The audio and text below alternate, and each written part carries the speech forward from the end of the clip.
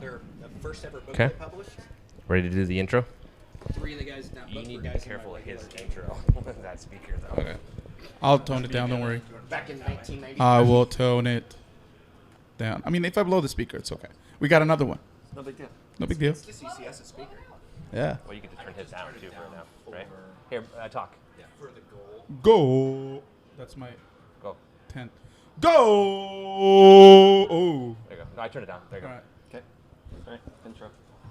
Okay, we're doing the intro, and then we're going to go live. All right.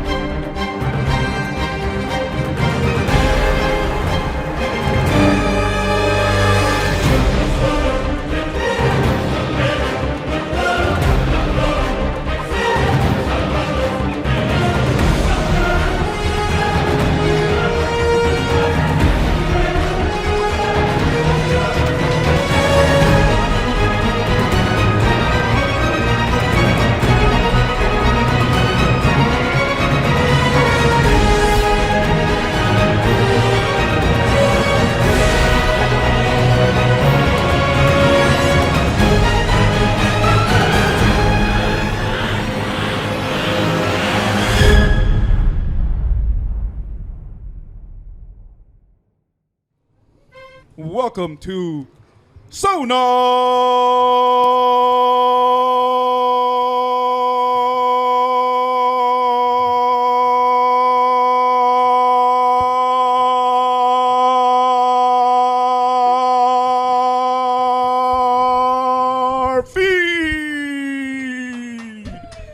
episode 175.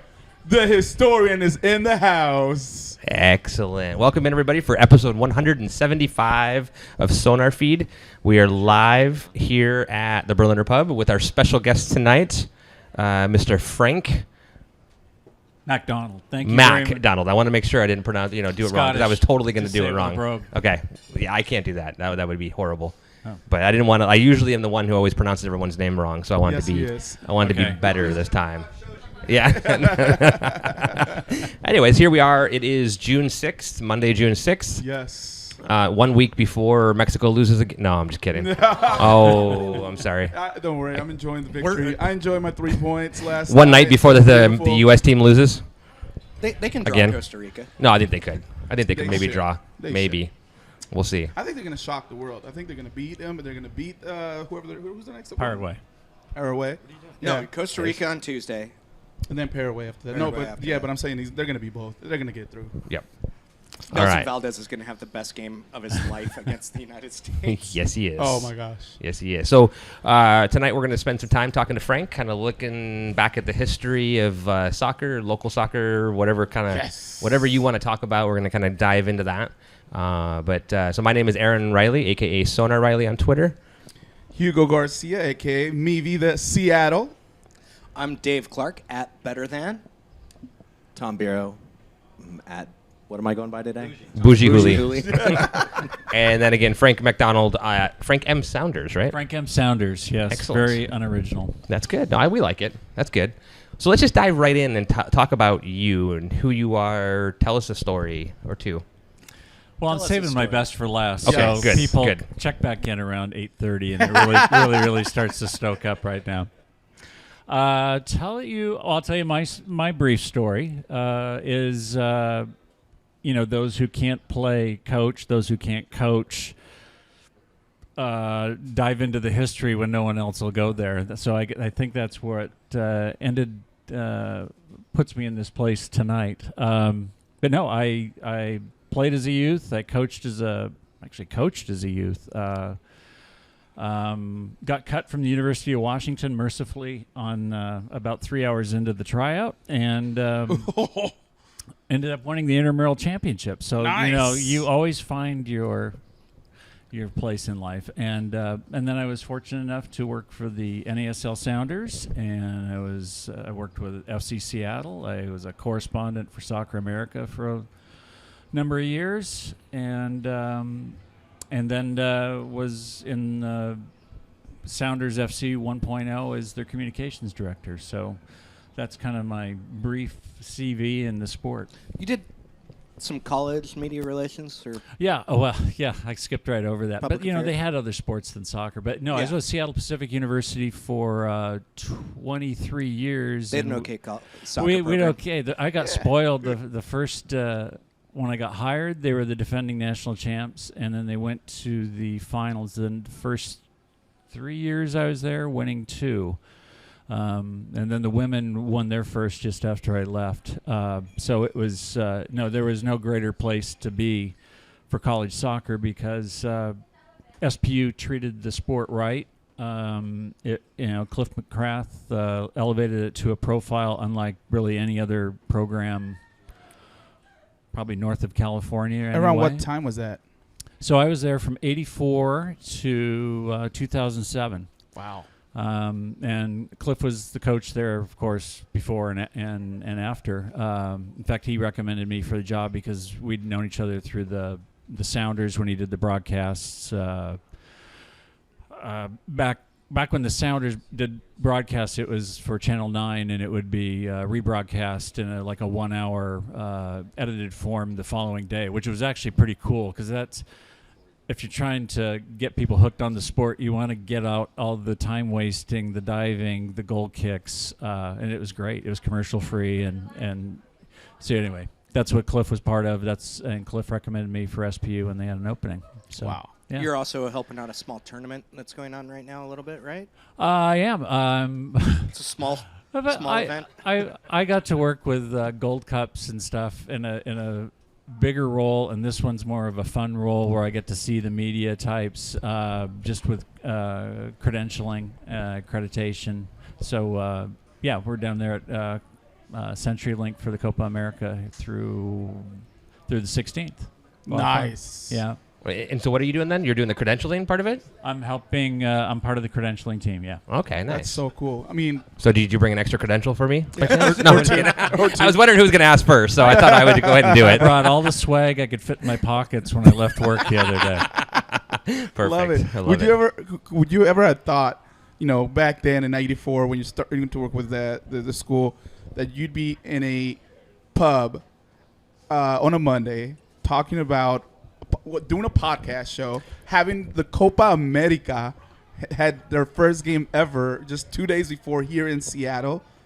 I can tell you, no. I can remember that we tried to, in 1986, Seattle Pacific was the defending Division II champion, and UCLA was coming up for a Pac-10.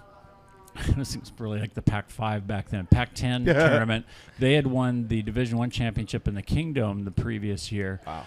And so they came up, and Ziggy brought UCLA up, and they played a friendly. We called them exhibitions back then. We played a game at Memorial Stadium on a midweek, and I think that was the biggest crowd for a college game probably in, I don't know, probably 5-6 years. We had about 3,500 for that match, which kicked off at about 8:30. So UCLA SPU was a very good game on a very narrow turf, very very fast turf. so that was a big crowd back then, and you thought you were scoring if you got 3 inches in the paper the next day. So the explosion of new media has been such a windfall for soccer. Totally. Throughout the United States, I'm just giddy over where it's come. Just seeing the games that are on. I mean, every game is on.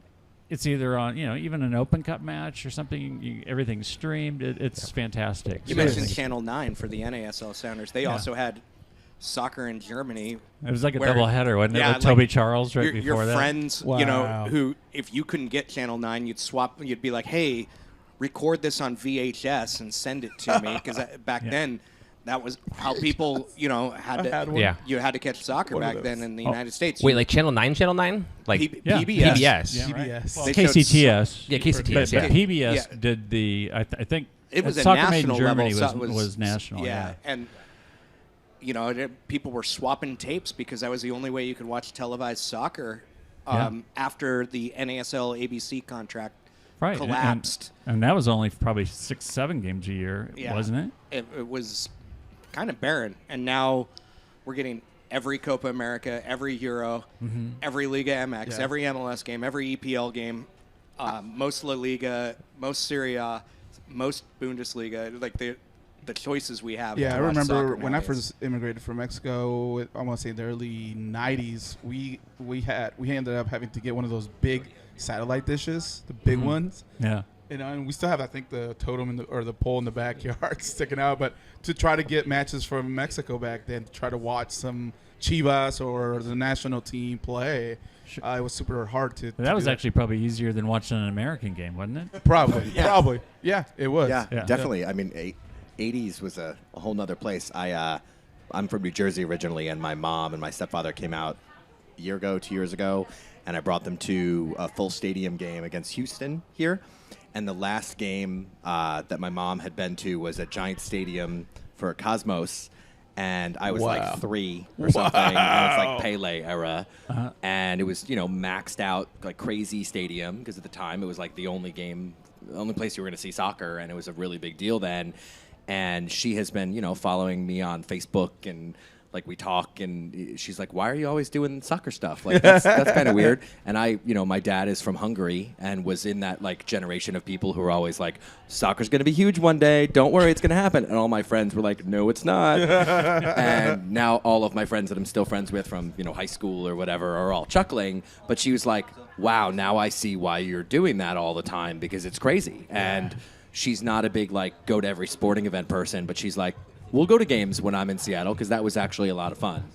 So it's pretty crazy to just see, someone who would go to a baseball game or a basketball game or something for 30, 40 years of her life is now like, oh okay, let's go to a soccer game in Seattle. That's awesome. And she's game for it, huh? Yeah, Good. and had a great time, which was awesome. You got to appreciate that. I can remember growing up, my parents, I don't think they knew the length of the game, and they would leave at halftime and not come back. We weren't the best team, but and then I think I took, What's cool was it? I was at Centralia High School. They didn't have a varsity program. We had a club program, and I played for a men's league team. And the men's league team was Radio 14 KITI. Wow. Sponsored. That's awesome. It was they had Super Chicken on the radio. I don't know. I think Super Chicken was kind of a guy named Super Joe Fiala Chicken? was the DJ, and he was on our team. Yeah, please. Super And everybody chicken. starts pulling up search engines. Chicken. Joe Fiala, Super KITI, Chicken. Super And it Chicken. Oh was, my God, that's the best. but anyway, we had games out back. There were no stands, and so it was kind of like a drive up. My parents were parked in the car, and then I just saw them turn around at halftime, and that was great. They left without you. Well, I could drive by that time. Okay. Yeah. But what took us down that road? That's the show. That's the whole show. Yeah. That's we like to go down one path and then Okay. boom, we end up will way be over here. derailed like All 10 right. more times. Yeah, Okay. easily 10 more times. What was that? Let's get Go into ahead. the story because you can't see it on your screen there, but Frank has a reproduction of like a 1974 Sounders Oh, shirt it is so money. for a certain Jimmy Gabriel. Jimmy Gabriel. Jimmy Gabriel, Mr. Sounder, the Yeah. original Mr. Sounder. Yeah. So The first Mr. Sounder.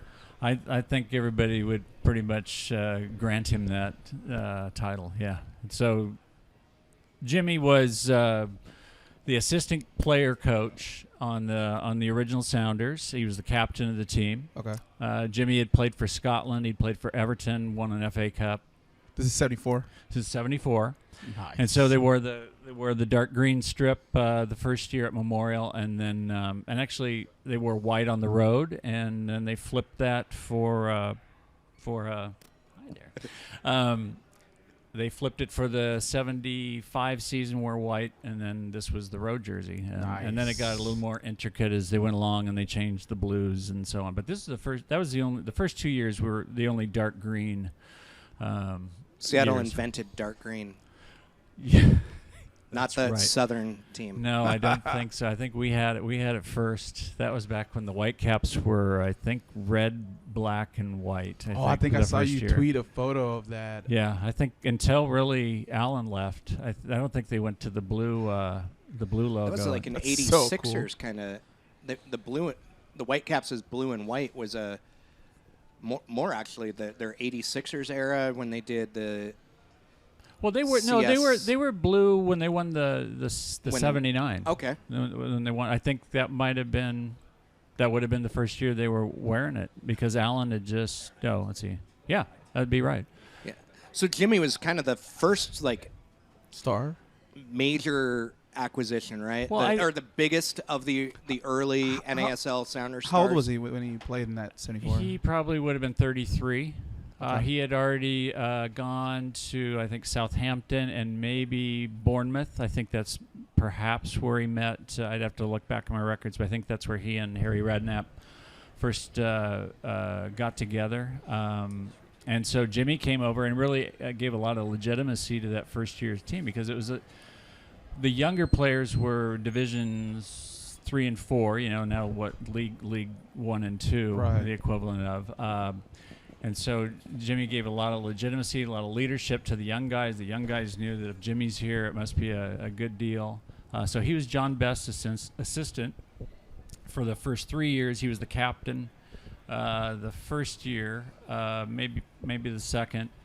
And then Jimmy became the coach 77 through 79. Then he coached FC Seattle for a few seasons. And really, he's been part of the fabric of the state. He was the first coaching director for Washington Youth Soccer. He remains here to this day. Nice. And then there's a lot of original Sounders that still make their homes here. But I think of Jimmy, and I've gotten to work with him a lot, and I really admire him. And he's soft spoken. He's bright.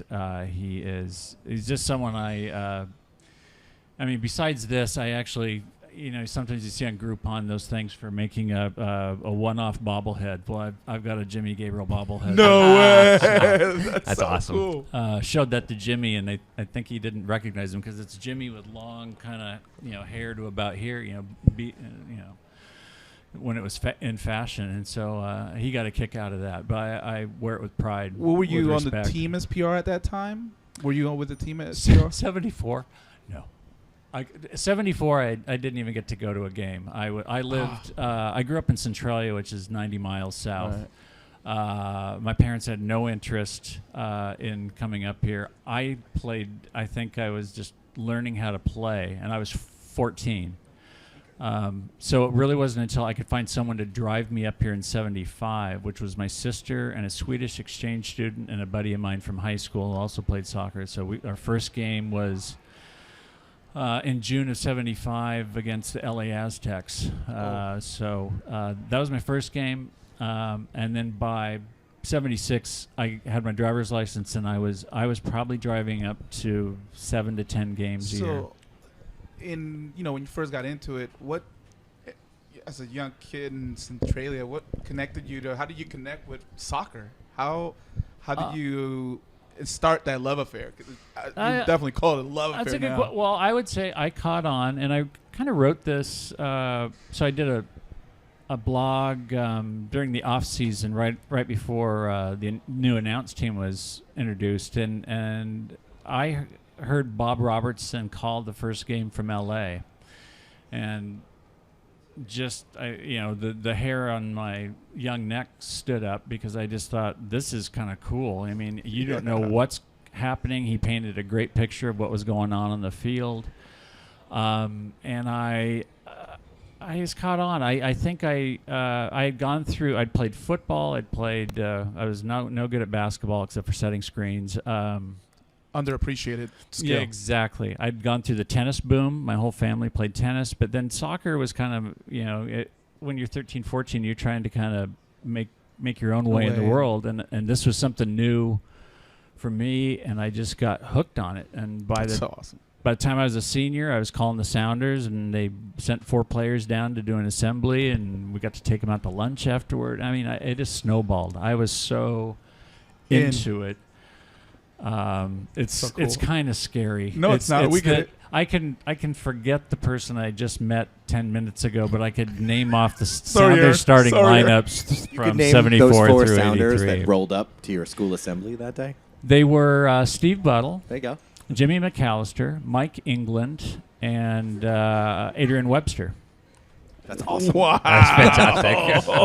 That's so And, boss. I think we're all guilty of something similar, maybe Yes. not to your scale. No, not to your scale. I mean, the stuff they were pulling then, now kids would kind of go like, yeah, I can do the ball tricks that they're doing and so on. But, back then it was like, whoa, you could, the whole school kind of, I mean, maybe I'm flattering myself by booking a good assembly, but it really took off. I think it had a great response, and I just kept trying every little way to. I listened to a game on the radio and wondered why our local paper didn't run the story, and so I filed a story on my own the next. Are you serious? Yeah, I'm Well just, done. Blogging Yeah. before blogging was blogging. But this is back So when you were awesome. writing football teams or basketball teams, and you could write them a letter, and they'd respond with like a media guide, a program, some playing cards. I mean, this was it was a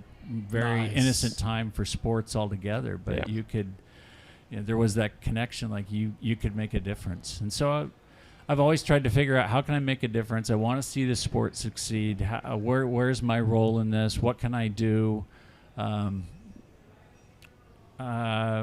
And so it's just led me to different little roles. But right now it's historian, I guess. Ad hoc historian.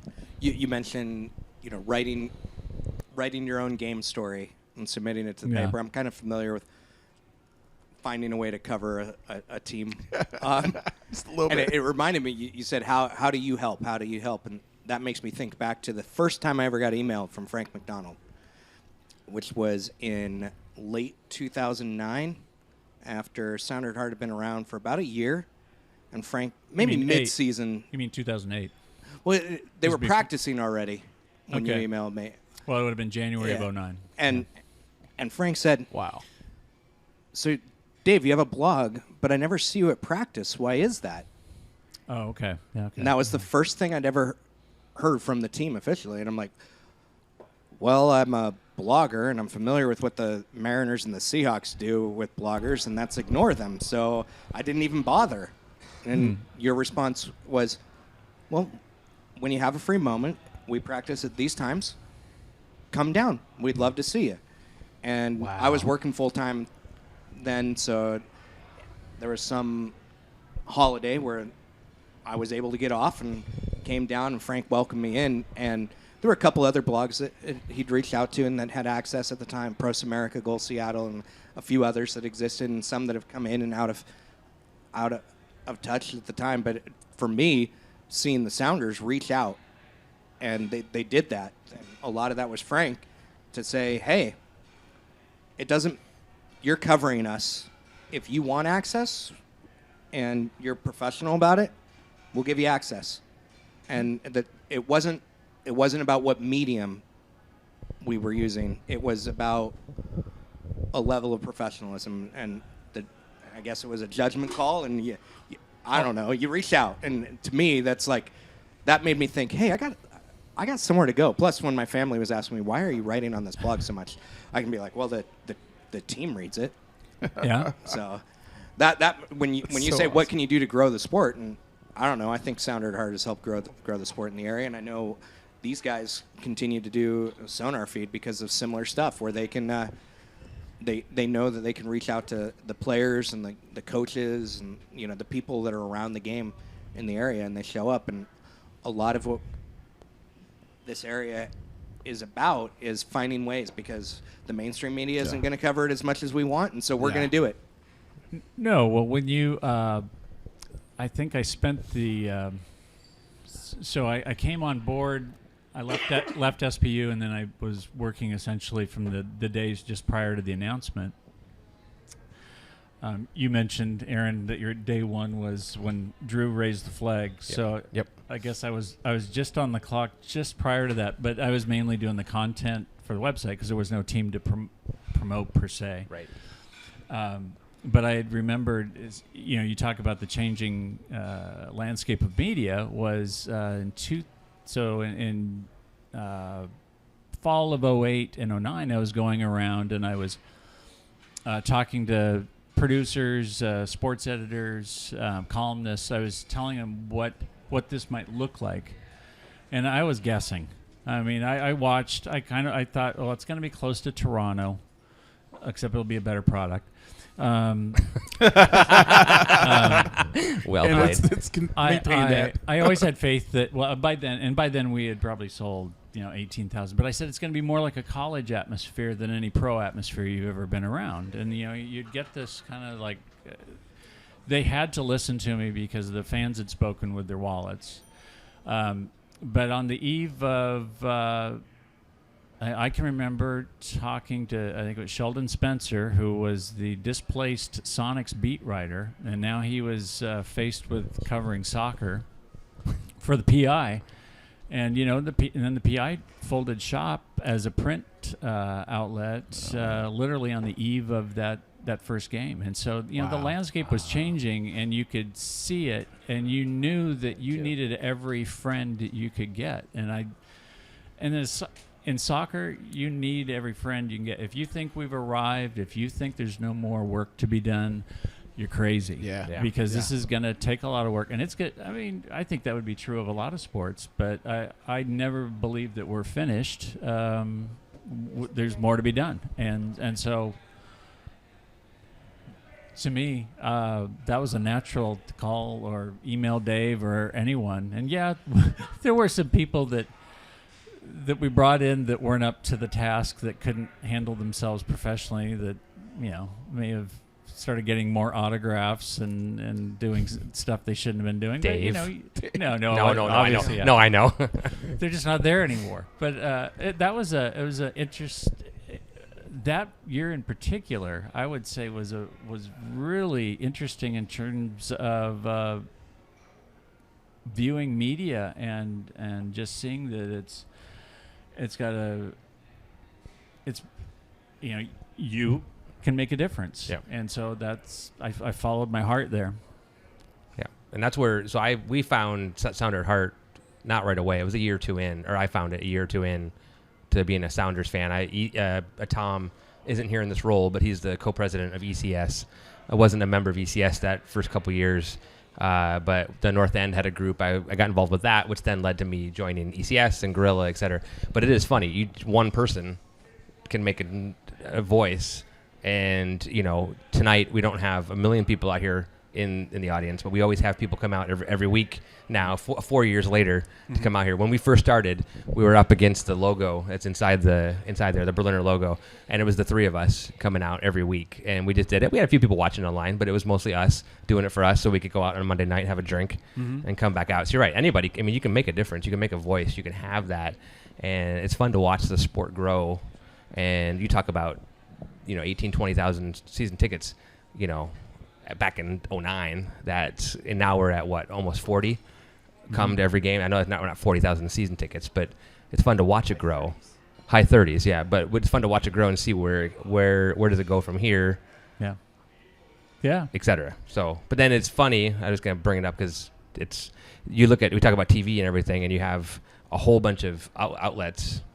And I complain. I think Dave mutes FS2 whenever I tweet FS2 because I always complain about FS2. I didn't get to listen to Herc do his call the other day because it's on FS2, and I was bummed that I didn't get to hear it because I don't have FS2. But the funny part is I complain about not having FS2, but that day I watched 8 different games on 8 other channels. I mean, it's kind of like I realized when you're hearing your stories, it's like, yeah, we've come a long way, but there's a long way to go. Does anybody in Seattle have FS2? Some of the satellite Dish Network does. Yeah. Okay. Yeah, my parents have Dish, so that's why. Well, I'm coming over to your parents' time. I can Mom and Dad, I'm coming over. Remember in I think it was 81. It was the FA Cup final, which was very hard to find. I can't remember what. No, it probably was on ESPN. Find that But You found out the next day what happened. Yeah, exactly. But but scrambling. I can remember going over. I was writing for the Daily at the UW, and someone had that station, and we went. We cut class and we went because I think it was the replay in the middle of the week. That was back when they do the Cup final replay, and just scrambling over there. But that was whatever station that was is the FS2 Of the day. Yeah. You'll covet that until you don't. Then you'll get it, and then there'll be another station you don't have. Exactly. Yeah, because I used to complain about Gold TV because no one got Gold TV, and then that got replaced. I know you did on Dish. Put your hand down over there. But he always gives me a hard time about it too. But anyways, yeah. Back to your point though, it is nice to see what a difference you can make, and you and everything. So yeah. Yeah, I like the what's the beer movement? For free beer movement. Yeah. When I was at Roughneck, I really thought that was a cool thing because he was going out there and one by one, making friends for the game, and Nice. I mean doing it in his way, one at a time or two at a time, and I think that's cool. Nice. I remember when you mentioned about when you wrote to the team and you got the I don't know, what was it, the Press pack. press pack, or they Yeah. send you stuff. Schedules and and you stuff. talked about how it was very innocent back then. In essence, to us, we're kind of re-seeing that innocence still, because at least with the MLS and with the soccer players, you're still able to feel a sense of closeness with the players. The players will interact on Twitter and will reply to you. You'll see them, around town, and Here. you can around town here, and you can say hi, or at U.S. Open Cup matches, we're right there, and after they win, they run over to the beer garden and have a beer literally take the beer off your hands and celebrate with you there. Marcus. Yeah. Not everybody, but Marcus and Chad, right? And Right, the two of them? I would say they're in my opinion, Seattle's pretty special that way. Having gone to sports in a ton of different cities, it's not to say people don't have access, but I would say here it's pretty unprecedented, maybe across the board. Like, I've lived in buildings where there's 14 Mariners and 3 Seahawks and some Sounders, and you bump into Mike Sweeney coming in from Safeway, like that kind of thing. And people are pretty chill and are happy to say hello or whatever. I think we talked about this before. It's like one of the places I would go downtown for happy hour was where Oba used to hang out on weeknights. And you're like, why is Oba Femi Martins at this random Italian place in downtown Seattle? Like, that's pretty cool. And I do think it's pretty high touch. And I think the players appreciate it because I do think, for the most part, people are pretty respectful, Right. and try and give them their space at least as best they can. I mean, we all fanboy and girl every so often. Oh, yeah. But for the most part, I think people are happy to say hey, or you bump into somebody in a hallway or whatever. It's usually pretty cool, but it's just a different thing. Yeah. Yeah. I really, go really ahead. cherish it. I really cherish it. It's cool. We're lucky. Zach Scott's lived over in West Seattle all the time, and he goes to the Y on his off days, and He has off days. I kind of chuckle to myself because I can remember the training sessions the years I was there, and just seeing Zach out there on the field. They had to leave the cones out for him because he kept doing one-on-one work well afterwards. But seeing Zach out in the community all the time, and people give him his space, and to my knowledge, Bugs Morrow used to live in our neighborhood, and I knew the house he lived in, but I didn't want to really, and I'd see him maybe in the produce section at Metropolitan Market, but you didn't want to make a big deal of it because I didn't want anybody to bother him over at his house or something like that. You just wanted him to be comfortable, and I think that's a lot of the reason a lot of these players come here. They probably would get surrounded in other places where they play, and here there's that safe space, and I think that's cool. Gonzalo or Mauro in Argentina or in Mexico, they'd be bombarded. Everybody would.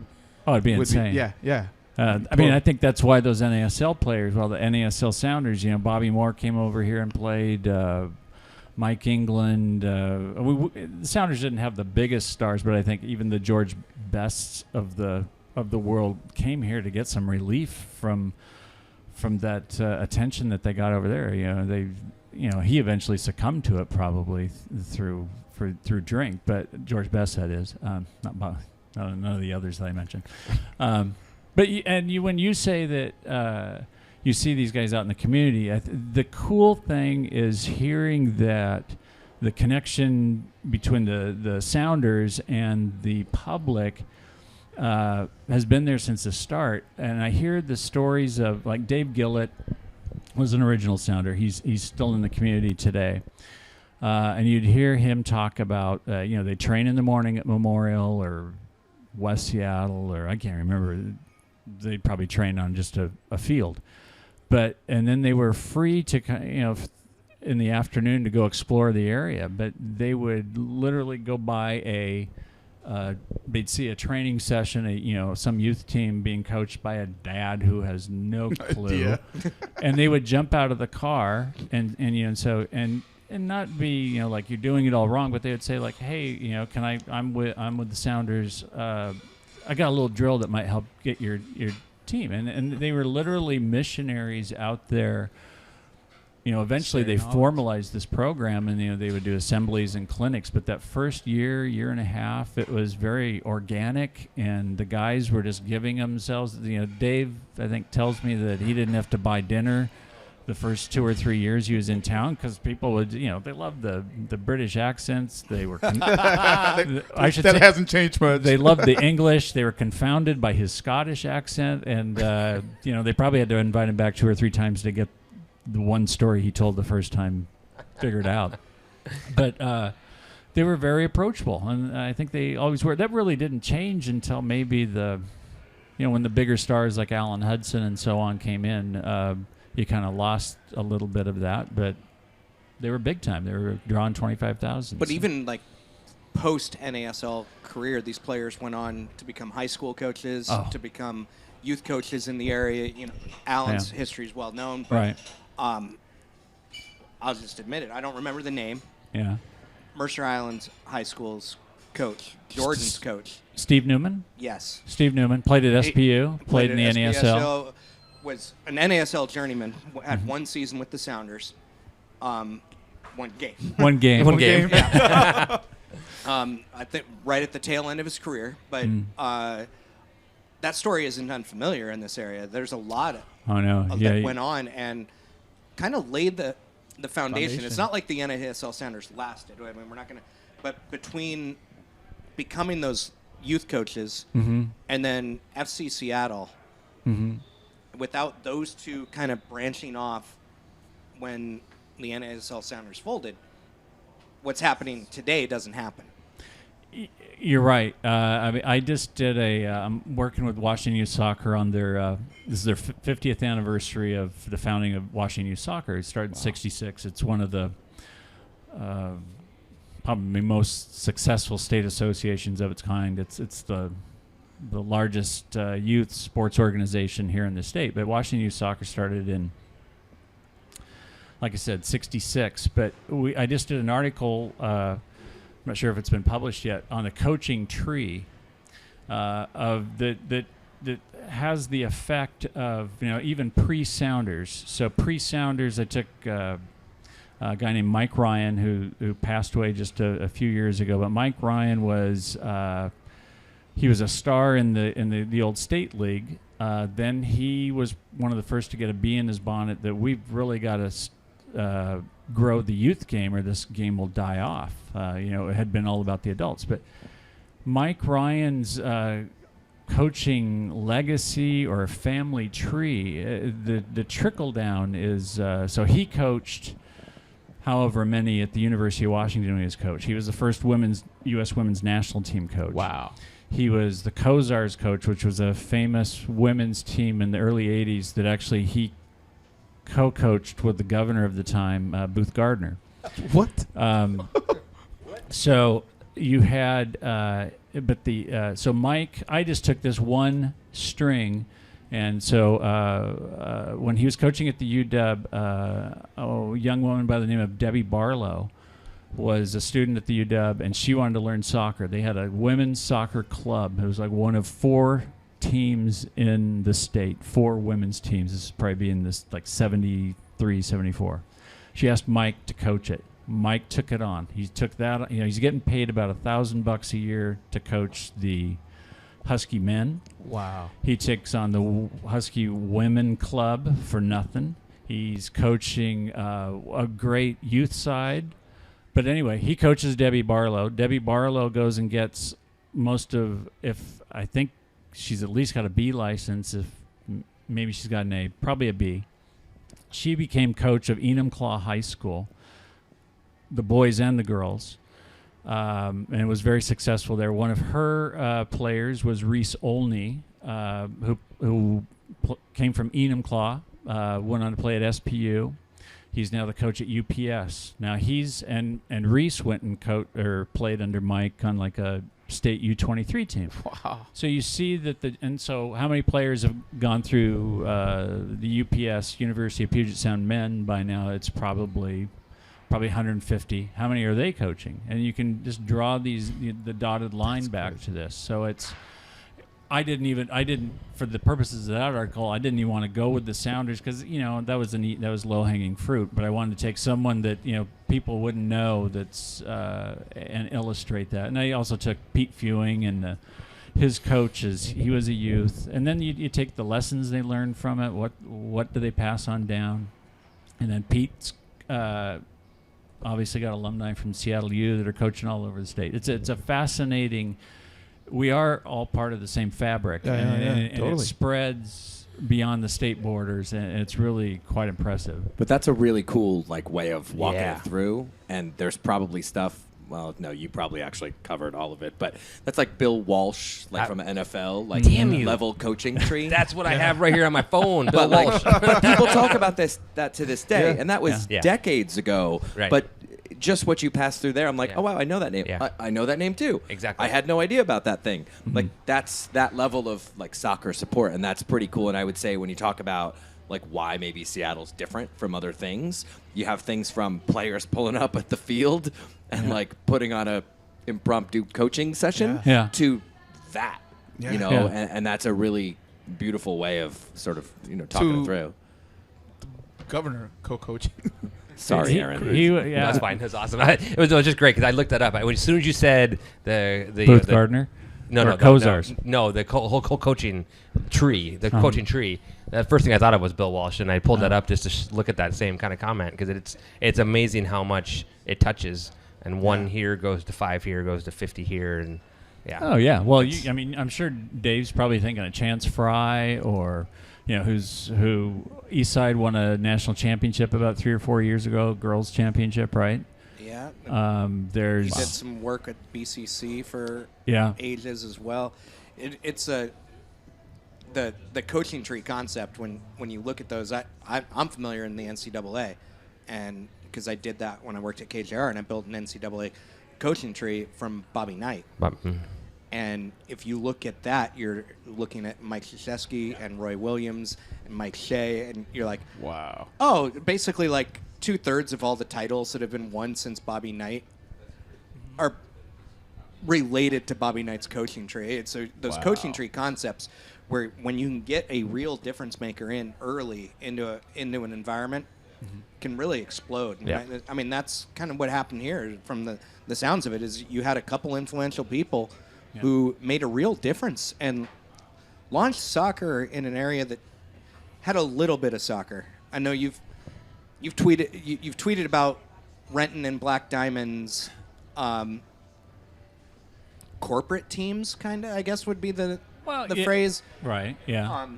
From the early 1900s. I think Black Diamond is 1911. Yeah. Yeah. 1911. 1911. Which was Black Diamond in Yeah. Nauber? Yeah. Yeah. We Head out 169. Yeah, keep if going. you'd Keep like going. Go a- to the a bakery. Pull over. The one you drove over before you hit 410? Yeah. If you guys want to take a restroom break, I can just go. I can riff on a history timeline. Go for it. No, you guys got to go that bad, huh? No. No, that's not what I meant. I'm afraid you won't come back. I'm basically asking James Woolard's question that he submitted tonight. Yeah. Is this kind of stuff? There's no book, Yeah. a history of Washington soccer, No. or a history of Puget Sound soccer. No. James Woolard wants to know Have you thought about writing it? And how do we get you to do it? I Can guess we crowdfund it? Kickstarter. Yeah. Let's do it. Done. Yeah. No, I mean, seriously. if you need a co-writer, that Gastineau guy can help you out. He hasn't written anything for 3 years, so there you Lazy go. bum. Lazy bum gas, I guess. Get back on the show. Yeah. Okay, so the question is, the book is you have to realize that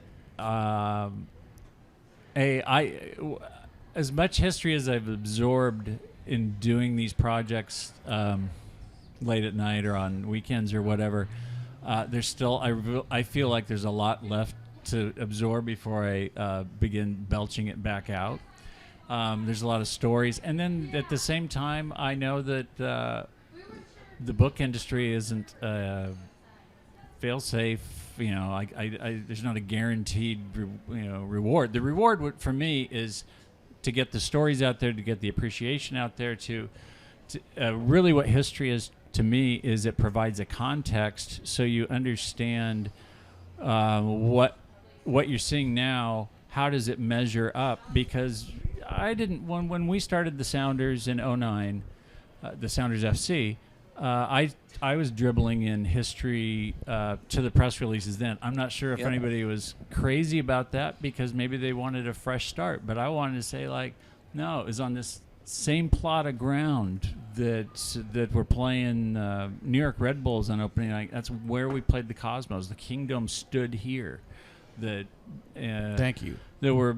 And I just think that, if somebody says that this is, and when Oba went on that great scoring run, and I was trying to equate it to back the only other scoring runs that I could think of, Roger Davies or Mark Baina or, where guys are scoring 20 goals or so. I wanted people to say, like, this is amazing.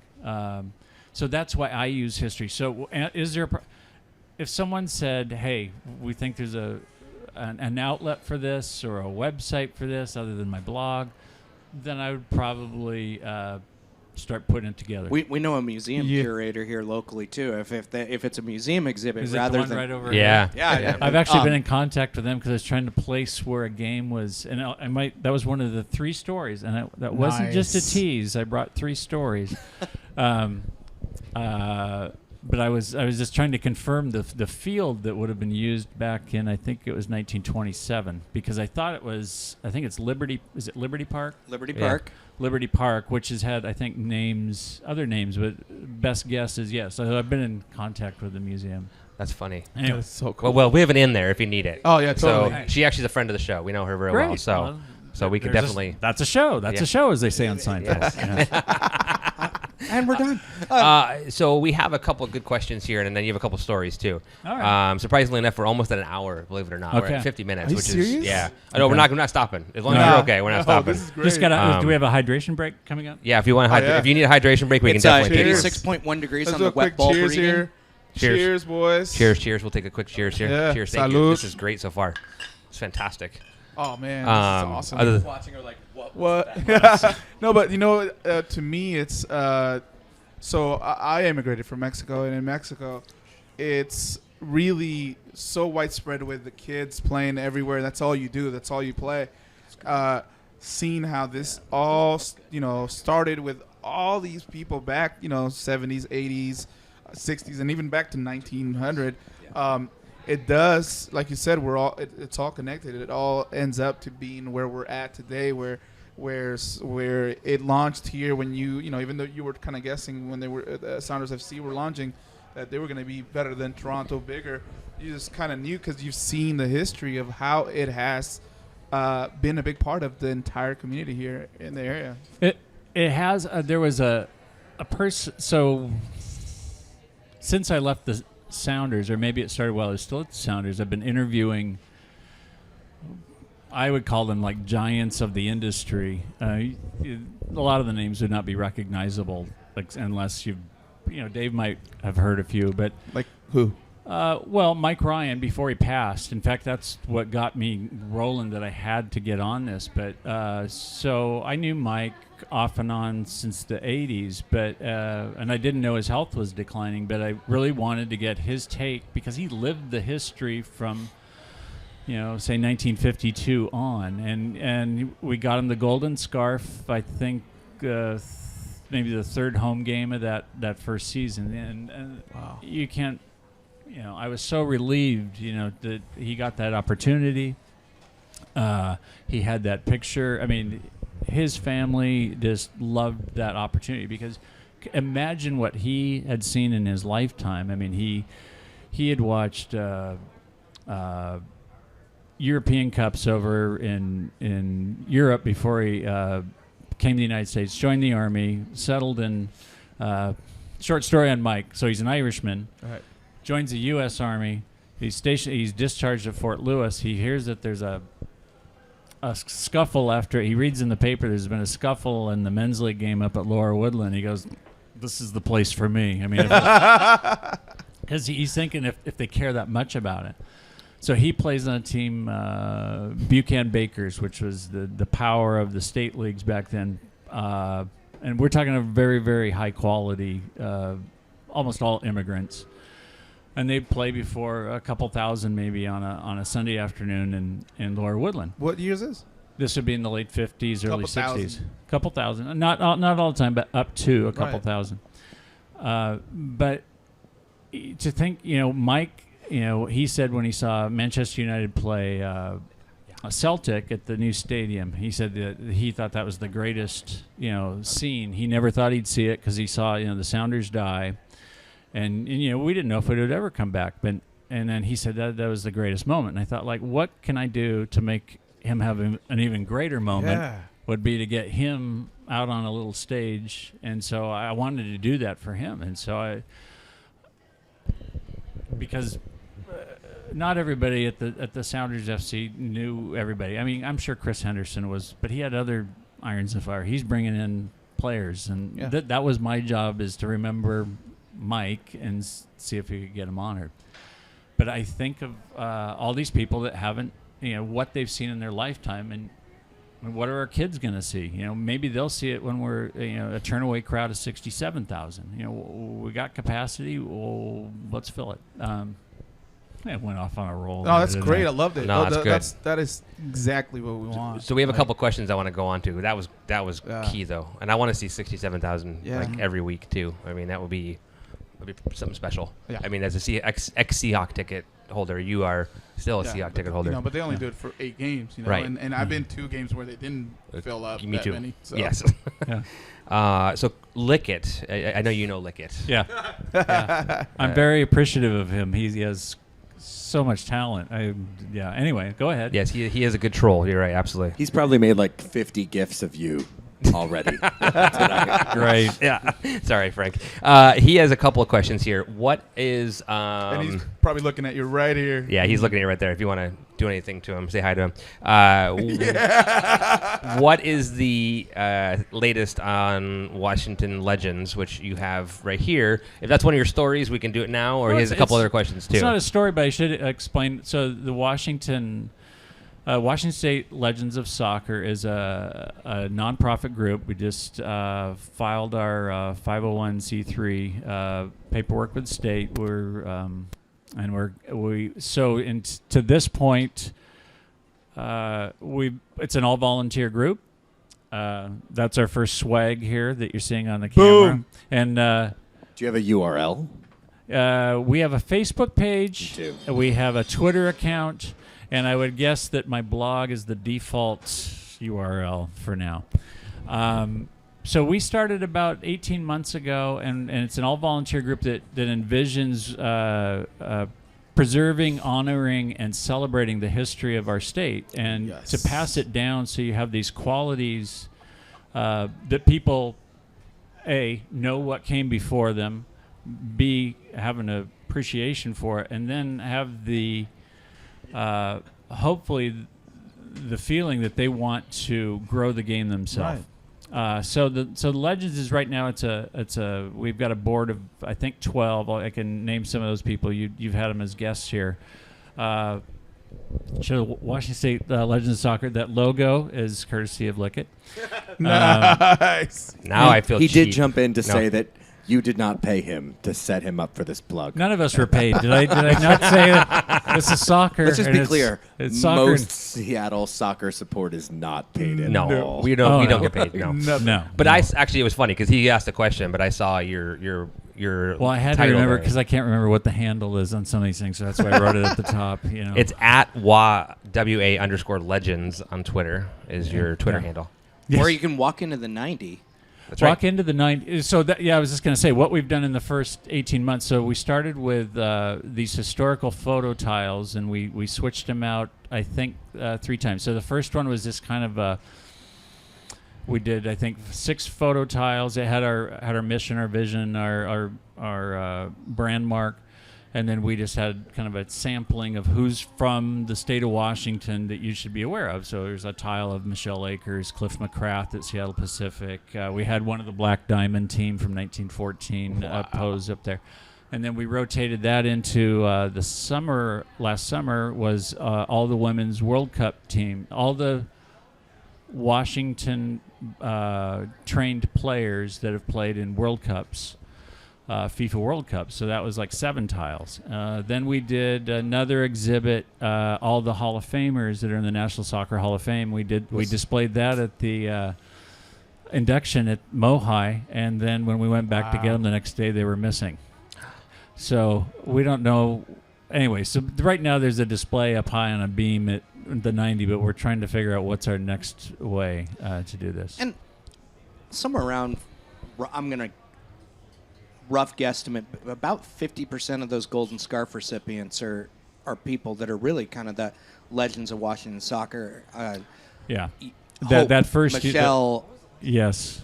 Yeah. Cliff. Yeah.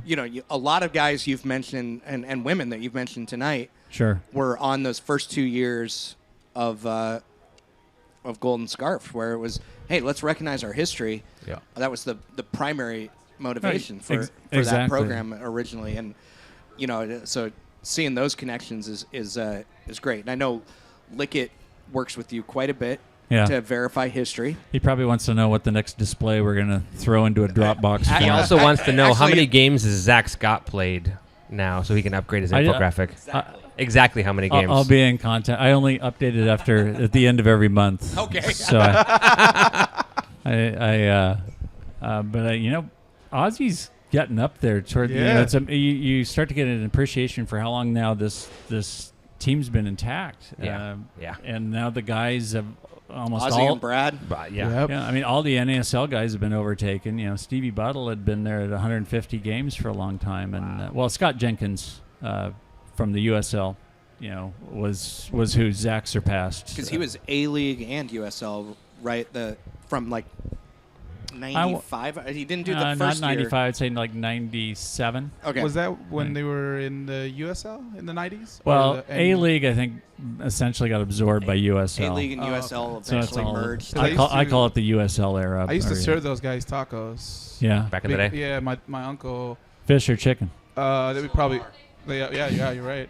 They used. I think they probably went with beef or chicken. Yeah. Not a lot of fish back then. But Jalisco's used to be a sponsor for them in Oh, Lower yeah. Queen Anne. So Oh, yeah. that was my second uncle's restaurant.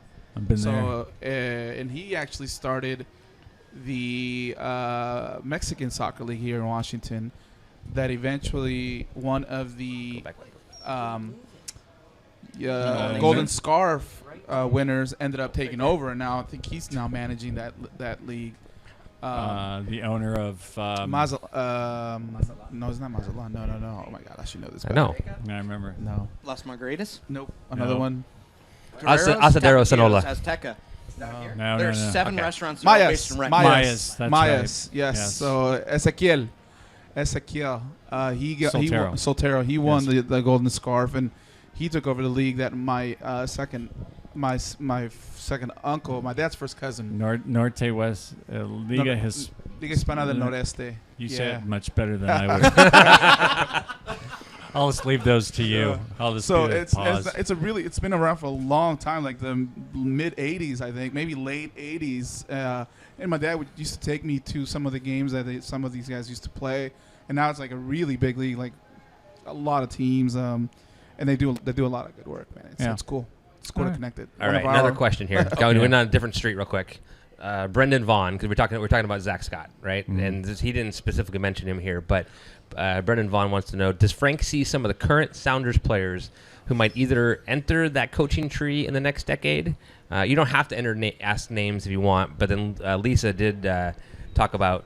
She's over here in the audience. Asked a question, follow up, kind of like if you could pick the next coach, kind of who goes in there. So coach of the Sounders, in the youth, of the Sounders. So looking at coaching tree, for the coaching tree, it could be, yeah. They kind of come together, but the coaching tree, first of all. So the players or, the current or former Sounders players in the coaching tree from where we are today. Well, a lot of those USL Sounders were coaching youth to make ends meet while they're drawing a USL-sized paycheck. And so, Roger and Zach may have coached, but I know Roger coached with like Northwest Nationals. So there might be a coaching tree that already, Leighton is Leighton, exactly. Who's now with Pac director Northwest. of coaching Pac Northwest. So no, it's already begun. I didn't know if you meant the coaching tree of 30 years from now who will have list the Sounders FC coaches. No, I would say like current or recent players from Sounders that you think might show up coaching an academy or a school in town, anything like that. Anybody that jumps to mind? I think a lot. My guess is a lot of them would be maybe some of the non-starter types, and so and those are kind of flitting through my mind, and they may already be coaching, and I would be showing my ignorance. But I think it tends to be that the guys that have had the longest run, or maybe at a starring run, where they're going to step into the coaching profession. Sometimes they want to break. Sometimes they just. There's kind of a layup, though. Brad Evans is a guy you could see coaching, right? Oh, very, yeah. And I think I can see Ozzy coaching. I can see really? He's got a lot to give. Heavens, if he tells his personal story, what kid isn't going to snap to or better, or else the rest of us will kick their butts. But Stephen Fry said he's going to. Dig in here, after his playing career. Obviously, he's probably thinking down that line. I think I don't think there's any shortage of candidates. How many they've got? They see this fertile environment. They've been introduced to these other people that have made this their home and made this their life. It's just. Whether is it with the academy? Is it with a club? Do they just coach a high school team and they go into the profession? That's what I don't know. Some of these are guys that went to college. Zach might very well be going into the front office. Maybe he's not a coach. Zach, I'm available to be your agent. But anyway, I just don't know all the talents and things. Stephen Fry, maybe he's a commercial artist or something. Right. You don't know what they're all going to do. I think when you talk about not so long ago, their gift was they had soccer knowledge when others did not, and so they saw soccer as the natural. But some of these guys might not want to do that. Already entering Jimmy and Ezra have both as players and then became coaches here. One that I see is a friend of the program, Lamar Nagel. When he comes back, really, he's got the story with like the local kids where he can say, "Hey, this is try what again. I did. Yeah. You don't give up. Yep. It's And about those are- effort and undrafted free agent that turns." Those he's in his often eighth make year. the best coaches, don't they? Yeah. They do.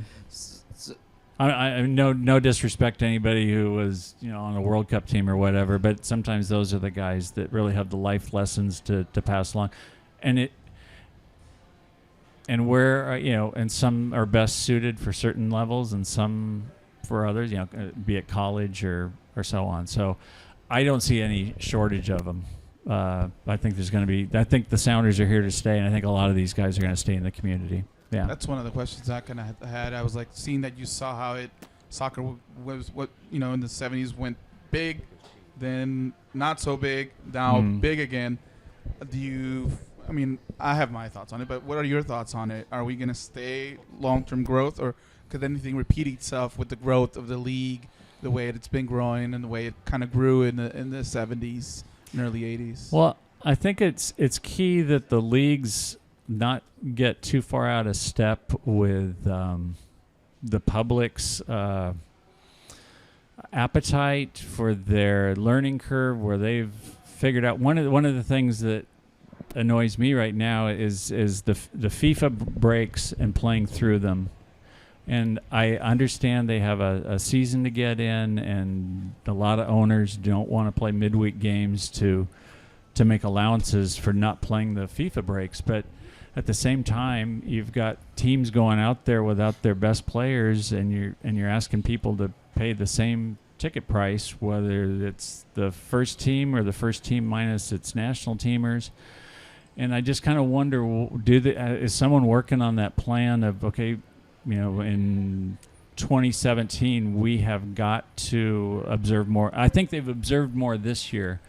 But when there's a FIFA break, it's not just when the games begin. It's the training camp and the two friendlies that precede it, and it's that is where you don't want any missteps, and because you don't want people going back to the TV and becoming Euro snobs all over again. You want them to support the hometown team and the National League.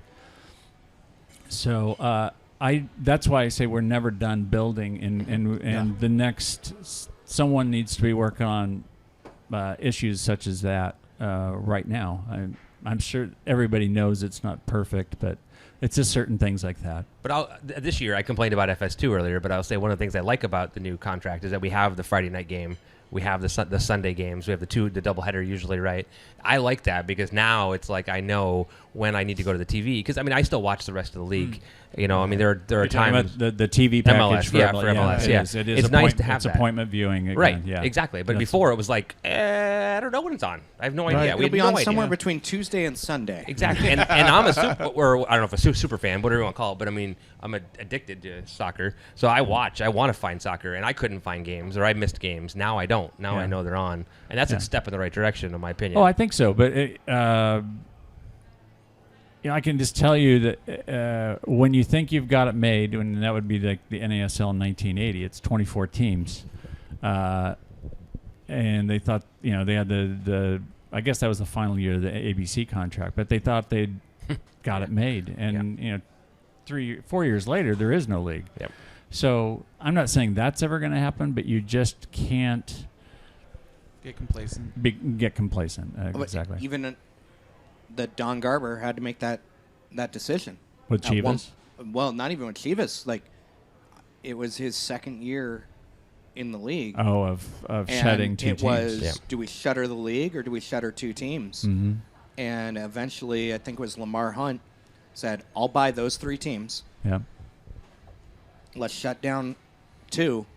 And basically, Lamar Hunt and Don Garber were the difference between a 10-team MLS that contracted and no MLS at all. Yeah. And it's amazing. Now we're at a point where it's like the worst expansion team from Toronto to now is Philly, and they have a soccer-specific stadium, and they still get, they're the worst, and they get 15,000 people and for a residential academy coming up. Yep. Is that They right? have a residential academy with paid high school at a premium high school. Yeah. All the keepers of all time. Exactly. and first in the East right now, aren't they not? Are they? Yeah, they're Yeah. first or second in the. So what's that, like, 6th? Well, Sixth in the that means West. they have 12 points. But yeah, okay. Here we are, 15 years after contraction, and the worst expansion team Yeah. is doing so very well. Yeah. And I would say that's actually really a great point. Like, you talk if you look back at that 1980 era, everyone was like, "It's here," and then it wasn't. It was for the a sport of while. the '80s. I've got a program covered. No, but it was like the people that had moved here from elsewhere, or just like people that were watching it and seeing the players that were coming, and there was momentum for a minute. But to think like Philadelphia, I don't know, 20 years ago, would you have said Philadelphia would have a team in the top couple places in a league? No, I wouldn't. And it's nothing against Philadelphia, but like I wouldn't have pegged that in a 20-ish team soccer league. Yeah. Salt Lake, Seriously, yeah. would you ever have done that? Really? Yeah. And like, good for them. And that's the kind of cool Yeah. thing about it. So as much as I think we can all talk trash about certain things about MLS. Yeah. There's some stuff that they're like, you nailed it with a couple Yeah. of these cities. But can we talk that for a second here, just on that? I mean, you and I have had this conversation offline quite a bit the last few weeks. It's okay to talk badly or talk negatively or have negative opinion about a league or a team or whatever to help wanting them to improve. It's okay to have Absolutely. that negative feeling or negative Yeah. opinion. It doesn't mean you hate them or that you No. hate people or you hate this, but there are things that MLS does that drives us crazy. There are things the Sounders do that drive us crazy. Yeah. There are things that I do that drive you guys crazy. Yeah, And that's fine. Yeah, for sure. Wow. Yeah, We heard there's a earlier was lot. that people could still hear you. And people can still hear me. Yeah, they didn't turn my mic off yet. But No, I think everybody wants to. For the most part, I think the people that are chirping are the ones that want to see it succeed. The most. I agree. That's it's always the case. The salary cap makes us mad. Usually, every time you have a Champions League game and you're playing against a team with 7 times the payroll from Mexico that you do. Wait, or Cheaters. that player has Yeah. more Or is of a worth more paycheck than than the whole our league, entire yeah. squad. But you Sorry. understand. Not sorry.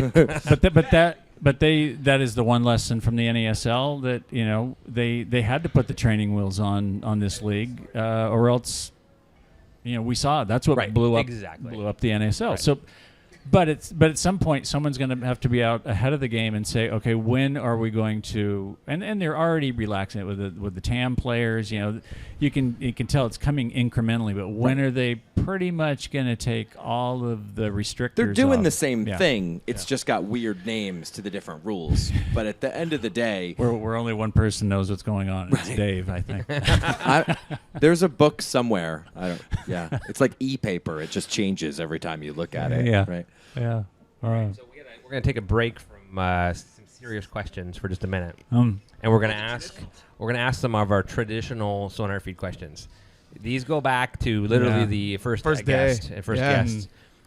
So there's a series Hot of kind of seat- like hot seat seat questions. These are critical to the, It will divide Twitter. These are not rapid fire. They're I mean, we rapid- could make them rapid They're fire. SonarFeed rapid fire, Say 'em which in means we go Spanish. down about 85 En español. 85 different Por favor. paths to get there. ¿Cómo? No En escuché. español. ¿Las preguntas? Sí. Las puedo hacer. A ver. Francisco. Are they going to be in English? Yeah, we'll be in English. Okay. Yeah. Tom will translate. Yeah. Francisco, ¿cuál es tu favorito taco? What is your favorite? Yeah, I don't even know Spanish. To favorito. Favorite? What's your favorite taco? favorite taco. Oh, fish taco. Fish. On the beach of Zihuatanejo. Oh, Wow. Ixtapa Zihuatanejo. Nice. Good call. What about here in Seattle? What's your favorite fish taco in Seattle? It would be where have I had them? There's a place called Mission over in North Admiral that I like. Yeah, Okay. Nice. I'm gonna go West Seattle on pretty much Love it. everything. Love it. I love West Seattle. This one. Biggie or Tupac? Pass. That might be one of the better answers that you've yeah. gotten. Yeah. For some reason, all I remember is our trip to Columbus in 09, the Sounders, and I can just remember so we go out to the Columbus training facility, and obviously this is Ziggy's first time back, and there was this little clipping on the door that the crew had left for Ziggy to see, and it was Ziggy Smalls, and a little Photoshop work there. It was, damn. we all had a good laugh. Wow. All right. Favorite Girl Scout cookie? Oh, Samoa's. Samoa's. Let's go! Let's go. You didn't even That's pause. the one. Not even one knows, pause. Great minds. Not Great even minds pause. obviously have great taste. I mean, the as correct well. answer is Thin Mints, but Yeah. Or Not tag only- alongs. Not only does he get taste, but he's cultured and he knows what he's talking about. So great What- choice. I got one. Great choice. Go for it. what is your take on socks and sandals together? Fashion. This is Fashion. important. This is important. No, you're looking the wrong way. Look it's too- next to you. It's too hot. Don't today. hold back. It just Be makes, honest. Keep it 100. Just say Socks and no. It's called Seattle. I'm used to seeing it at SPU. All the guys had their Adalette sandals and their soccer socks on. You know, you kick off your 2 sizes too small boots, and then you put those sandals on. And so, I've always thought I'll give them a pass on that. But if you're talking about Like just streetwear. Like if you were Aaron and you were here today, would you wear socks and sandals? No, it's too hot today. this just makes me itch. I don't know. No, it's a no. All of us. There you go. Damn. No. That's the rare no from a Northwest native. Yeah, but look exactly. at your demographic that you're asking here. Are you wearing socks and sandals today? No, I went hiking okay. boots. Okay. I'm going to and do a socks. hybrid a little in bit 90 degrees. on one of our regulars. What is your favorite soccer documentary? Ooh. Well, that's a great question. Well, I bought the I think it was a BBC production. It was like seven or so. It was the history of soccer. It was a it cost me over I want to say a C note to get the whole set, but it was about 5-6 years ago. It was just a great. It was on the history of the game, and they had stuff from the oldest footage from the World Cups. Kind of BBC's version of Ken Burns baseball, essentially. Like yeah. Oh wow. multi-volume. Yeah, I can long. loan it to you. I just can't. The last time I watched it was probably 4 or 5 years ago, and I remember loaning borrow it to it. Gary. Yeah, No can I- doubt. Can I borrow Okay. that? Is it on DVD? Oh yeah, Yeah, they're nice. on DVD. Nice. Does anybody have a player anymore, or does Yeah. Can we just come to your house? yeah. We'll come down. We'll bring beer and we'll come to your house. But that's pretty cool. I did like the one on the Cosmos. What is the what's the one with David Hershey? It was the book, the Cosmos one, because Once in a lifetime. Once in a lifetime. Yeah, I thought that was pretty good. You know what I haven't seen yet, and I feel like I should, is Next Goal Wins. How can you not have seen that, man? The I haven't Thomas seen it. Ronjan, Seriously? America Samoa, and bringing It's them great. from The guy's from Seattle. The goalkeeper's from Seattle. bringing Samoa from nowhere to Haven't seen that. And it's American Samoa. American Samoa, not the other Samoa. But Right. yeah, that's a great Not to one. be confused It's on with a Netflix. cookie. And Thomas Ronjan as a Yeah. Well, that's a great answer though. I'll What? be looking for that. was the what's your favorite book? We always ask this one Yes. for one of our listeners that's in the audience. Bless you, Mark. He's sneezing over here. My favorite book. So like a novel type of book. yeah, whatever. Well, Any Steve book? Zakwani listed Malcolm X. So we're not necessarily talking. I mean, fiction, nonfiction, doesn't matter. Whatever. One of your favorite books. I really enjoyed David McCullough's 1776. That came out probably 10 years ago. she's saying yes over there. Of course, it's a history book, but he wound that year, or obviously, such a hinging point of our young nation, whether it would survive. And you get the sense of, first of all, McCullough is just an excellent writer and historian. But you get the sense of just how fleeting, how fragile. Just if the British hadn't kicked back and allowed Washington to get off Manhattan, if he hadn't escaped with his army, we'd still be speaking with an accent for a lot longer than we did. I mean, just so many times that it could have gone either way, and it was a gift from God, a grace that allowed the nation to continue on toward its independence. That was the sense I really got out of that book. I'm a huge McCullough fan. I got to meet him. He went to spoke at SPU shortly after that, and I just he's a national treasure. a related question. The same frequent listener also asks, when the Frank MacDonald biopic is made, what actor plays Frank MacDonald. Oh, well, you should ask, I think it was James Riley and Nate Jaquia coined the term verbal. So who do you think that is? My nickname is Verbal. Nickname is Verbal. Kevin Spacey. Oh, nice. Kevin nice. Tom Bureau with the Tom, Kevin good Spacey call. there. Yeah. Yes. See it? Yes. Yeah, Okay. yeah. Literally every time that movie's on and I flip channels, Stop. Now I'm like streaming, but like if I stumble upon that in a hotel somewhere, Yeah. I just watch it. Yeah. Absolutely. Yeah. Yeah. One of No the matter best. where it is in the movie. He's so good. So good. That's awesome. I just I couldn't get the limp down. It was just You could be like post limp, like right at the end there where you're a baller and you just get away. But every time I see Kobayashi play, I just that's Hilarious. You I think say of- I gotta you call think of my fine I gotta china. call my attorney, and that's what it is. It's funny you bring up Nate Jaquia. He just ran a 100-mile race and got first place in San Diego. Yeah, I saw that. 100 mile. And he did it in like 16 hours. And Wow, that's- Roger finished 9th and did it in 21 hours. Respect, boys. I can't even. I'm I just can't like- imagine yeah, doing that's that. nuts. You just can't even. No, I can't. Well, I mean, I could drive that far, but I can't run that far. At Zach Wani's event, I saw Nate in the line while I was waiting for Facito, and I'm like, Nate, I just have one question. Why ultra marathons? And he's like, well, why not? Yeah. I'm like, well, because it's an ultra marathon. And he goes, yeah, but like, what else am I gonna do? I don't know, What else are you gonna do? Not run 100 miles? Exactly. gardening Like, for him. And he was quite humble. He's like, somebody behind me was like, well, but he wins them, and he goes, no, I only won one Yeah, they don't at have the them every time. Now week, he's won though. twice. You know, it's like only two now. Yeah. I've only won 2 ultra marathons. Like there are of people 100 that have miles only plus. run 100 miles total and are good runners. Nope. But I run probably over my lifetime. Total. Total. I No. just couldn't imagine. And for someone who literally, he didn't have great running form when he was a soccer player. No, He but wasn't known as a But they're runner. running like a trail, right? Yeah.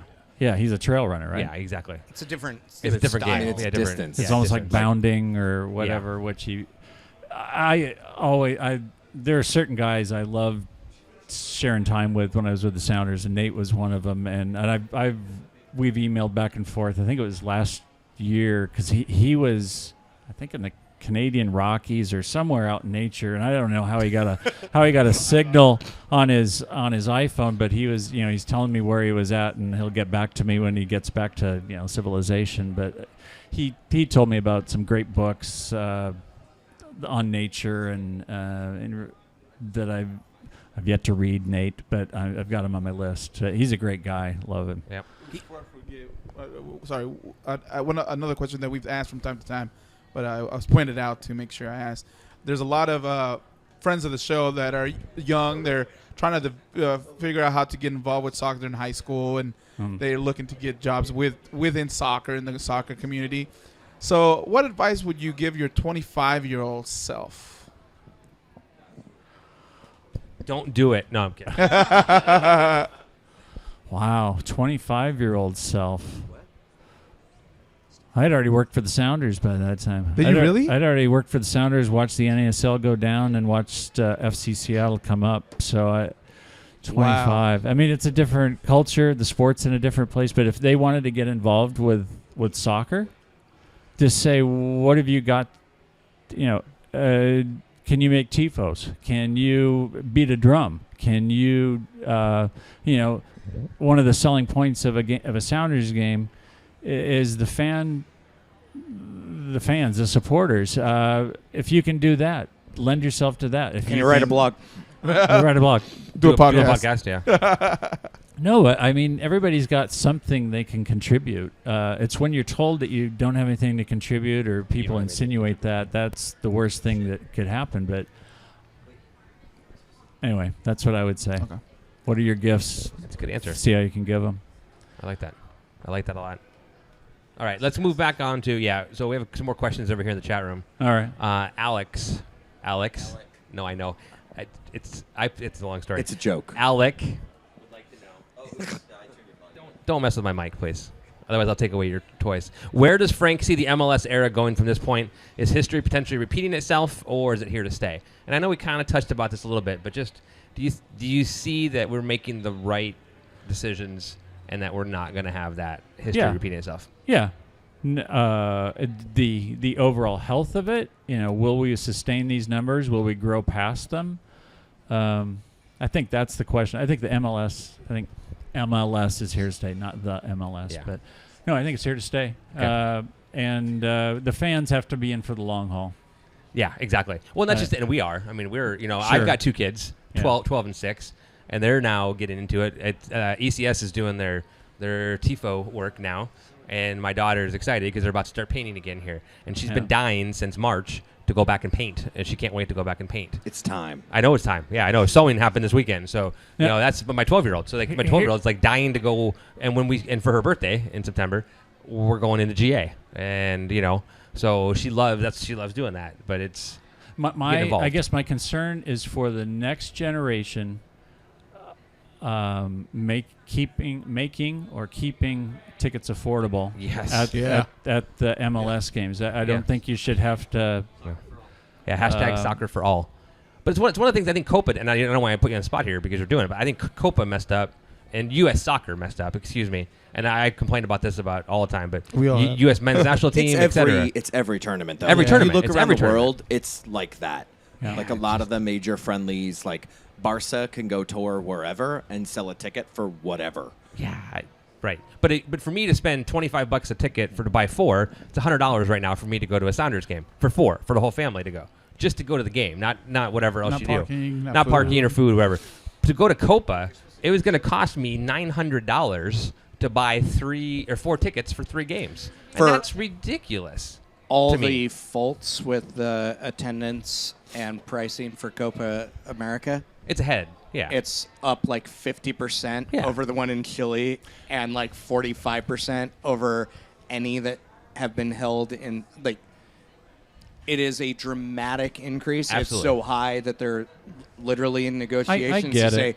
let's do this every Well, time. yeah, we get that, but They're look talking at about look at all the empty stadiums and look at all the people that missed out on that experience. So I went on Saturday, and But you went buying on secondary market correct secondary market, last second purchase. for like $20 each. Yep, pretty much. They were like $80 tickets. Retail. Yeah. The face value was 75, and 75, I ended there up you go. paying 25. And here's the problem with that, though, is like, it's not that it's not worth $100 to do it. It can't be $100 every single time. And I think Exactly. that's the struggle. Yeah. Is that unfortunately, whether it's here or Santa Clara, where they've had the stadium looked great, full, Orlando actually had trouble selling They only tickets, had like although 18, it was 15. 5 p.m. Yeah. on a Saturday or something. Yeah, in Orlando. tropical storm. But, but again, had a great time on Saturday. Like, Yeah. you can say what you want about Haiti or whoever was playing for the teams, but it's worth the $26 I spent to get a ticket to go to that game. Totally. Because how many times are you going to get to go to this tournament? you know? Exactly. No, but $26 I probably would have bought, But not 100. but not 100. Right. And not just that, like That's what I'm saying. It's tons of people missed out. Like a lot of our friends. So we're saying, man, I'm glad I went. I wish more of our friends would have been able to go. You guys want to know the real reason why they cost so much? what? What's the Uh-oh, real hold on. reason? Here we go. We have a pontification real quick. So the reason why they cost so much is because you have a lot of foreign people coming here that need to buy tickets right away so they can actually get into hotel rooms. They're not counting on you to buy tickets for these games. They're counting on people to travel across the world to see these games. You guys are there for the secondary market to make the stadium atmosphere look better. Now, if you think about it, it's not about you, it's about them, then you can understand why tickets were so much. I don't know if I agree But then with they that, though. failed. But they failed, yeah. Because no one traveled, though. They The failed to travels sell the were- tickets. Mexico traveled great yesterday, right? Yeah. I mean, that stadium was But actually we didn't have almost to travel like far. dangerous. We didn't. Yeah, we didn't. I'm just saying. Yeah, we didn't have to Sorry. travel far. Yeah. This same thing happens in It- Asia, the same thing happens during It happens Yeah, all over the absolutely. world. Absolutely. Yeah. No, I But 100% that's why agree. there's empty Yeah, we seats. totally agree. I'm just saying what I don't disagree. What I disagree with is I don't think it's something that personally I don't like it. I would rather have it be a lower price so that I can go watch it with my family and get my next generation, my kids, to see some international players to expand their knowledge, like I've done when I've traveled around the world. I've gone to San Siro. I've gone to watch different games. So I want them to have that experience here if we can, but not at outrageous prices. You're But dead anyways. right. So just a few minutes ago, Glenn White, who was the communications guy that I took on his role in ECS, pointed out he's at the game tonight, and he's like, "Oh, I made a mistake on who the subs were. It's Higuain is out, and Aguero came in. Di Maria went out, and Lamela came in. That's insane, basically. Dude, and like wow. that's to me where I'm like, I will pay to see that. And like I was talking with Al Rate and James Woolard and other people in the last week or so, and I'm like, I don't know, I kind of got to go see Argentina. Like I don't care if they play a B team because their B team is still sick. Yeah. And how many times are you going to get to see them next week? And let's be honest, Mexico, the United States, Argentina, Brazil, a little bit Chile and Uruguay, those sell. Absolutely. Bolivia, Venezuela, Haiti. It's the 6 teams they invite typically. But for all these people that say, that doesn't happen elsewhere, the Euros have Albania, Northern Ireland, and Ireland in it. They're not better than Haiti, Venezuela, and Bolivia. Right. It's the nature of international tournaments. They're set up in huge stadiums to hold the maximum, the highest draw, not necessarily the lowest draw teams. And so, because the stadiums are picked before the draw, you have to get a stadium that fits. What if the draw is the United States, Uruguay? Right. Or Argentina, Chile? Right. Or the $300 Mexico, tickets. Uruguay. Right, or $600 tickets. Yeah. Those are going to fill the maximum. Absolutely. The USA Colombia filled the maximum, basically. Yeah. Those are big draws. But that's like to Lee's point, though. Like I have a friend who's a Manchester United fan. They played Galaxy Friendly or whatever it was last year. She bought the tickets like the day it came out, and like there's something to it. Like people are gonna spend it, so it's not like there's no market for it. The problem is you can't necessarily always do it at scale or for a tournament or in every city. But the tournament again, because the draw has to set up for the maximum draw because of the way. Well, but tournaments don't do that. No, they don't. But that's when you the go problem. to the NCAA tournament, you're paying the same to see Duke versus North Carolina as you are to see Seattle U versus the UW. Right. If they both make the NCAA tournament and those are your pairings, you're paying the same amount on the primary market. Or 66th and on the secondary market, your Seattle U versus UW, if they face off in the NCAA college basketball tournament, is going to be like 10%. And on the secondary market, your North Carolina Duke, if they face off in the NCAA tournament, is going to be like 10 times the price. Yeah, and that's exactly. the same thing that's going to happen when Brazil-Argentina meet in the semifinal. That ticket is going to be about $5,000, and it's going to be 85,000 people. So right, but I wish they would have looked at it and said, okay, we have, was it Peru, Haiti, or who played? Peru, Haiti on Saturday. Which actually turned out to be a pretty good game. It was. I had to watch it not on FS2, because I didn't have FS2. So I watched it on Univision. So anyways, but had they done it where they had dropped the prices once they realized we ain't selling a ticket here. They did drop the prices. It was all in the secondary market. Well, right. You could buy for a ticket $9. for like $6 or $9. Yeah, no, exactly. In the lower. Right. On Thursday. And I guess, That's I guess it's crazy. all secondary market. I guess you're right. But it just seems all the people that bought in early and they only bought for Argentina. But people speculate. But they're going to make their Argentina money back selling one ticket. Sorry, Frank. We went on a total rabbit hole here.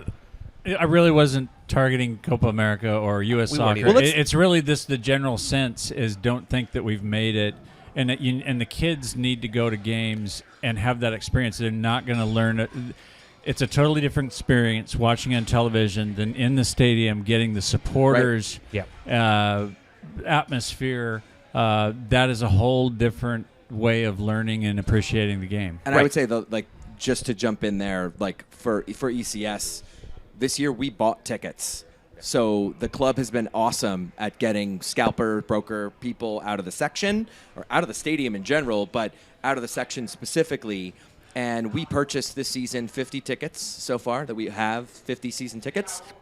We're selling to members where we're literally covering our cost and the credit card fees and turning them around. We're actually selling tickets to people under 25. We're having conversations with them because we recognize that we need to grow our group as ECS, and the club recognizes that as well.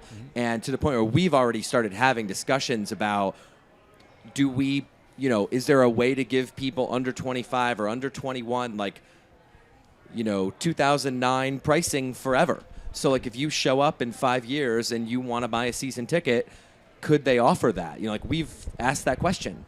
And the good news is, I think they're at least listening and are receptive. I think we're trying to figure out how to do similar things in ECS because we recognize, while our prices haven't gone up a ton in GA. Like like if you walked up today and bought a ticket, it's like $25.50.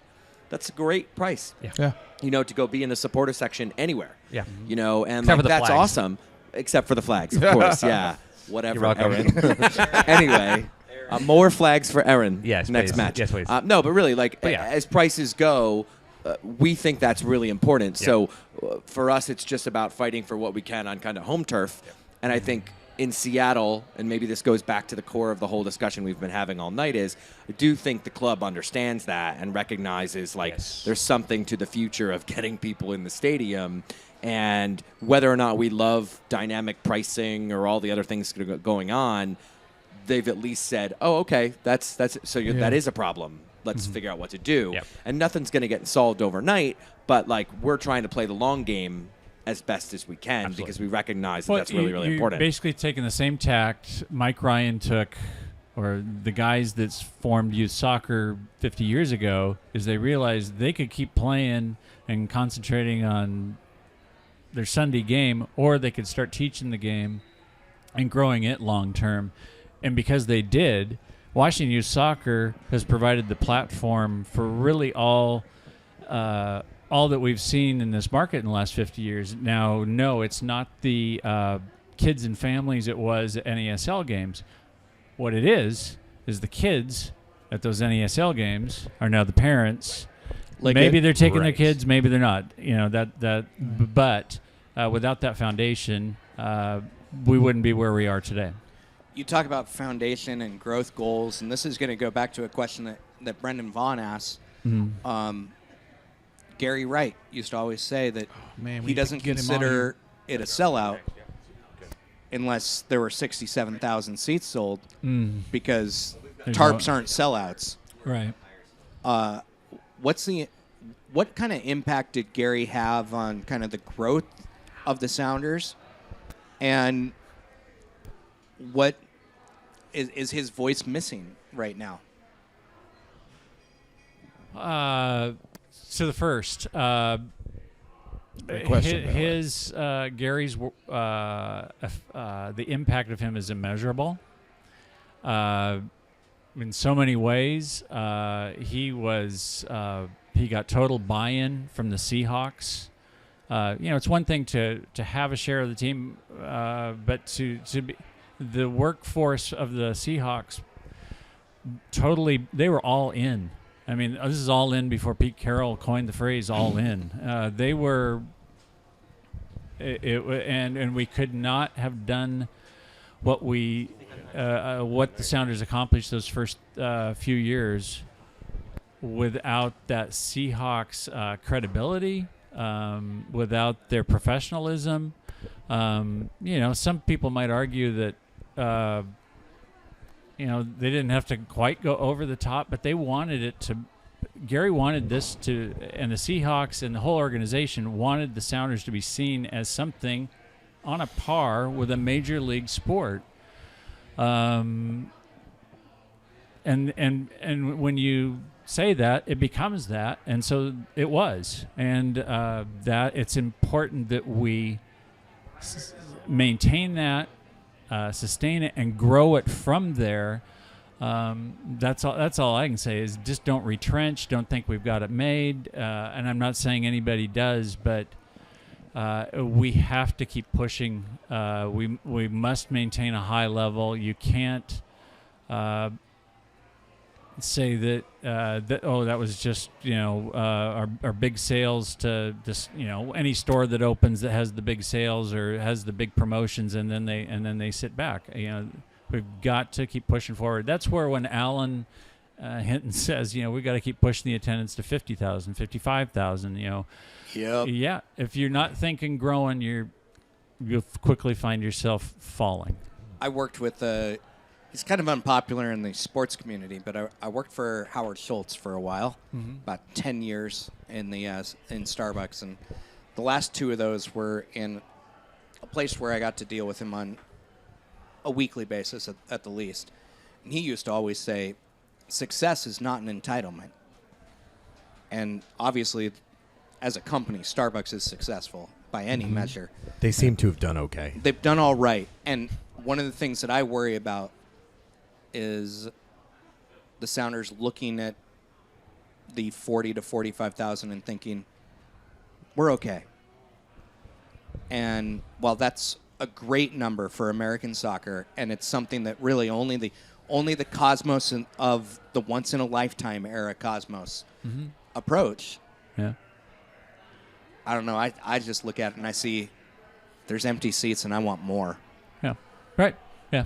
I think And- we're pretty much yeah. in agreement on yeah. that. I think, and I know Gary is very much.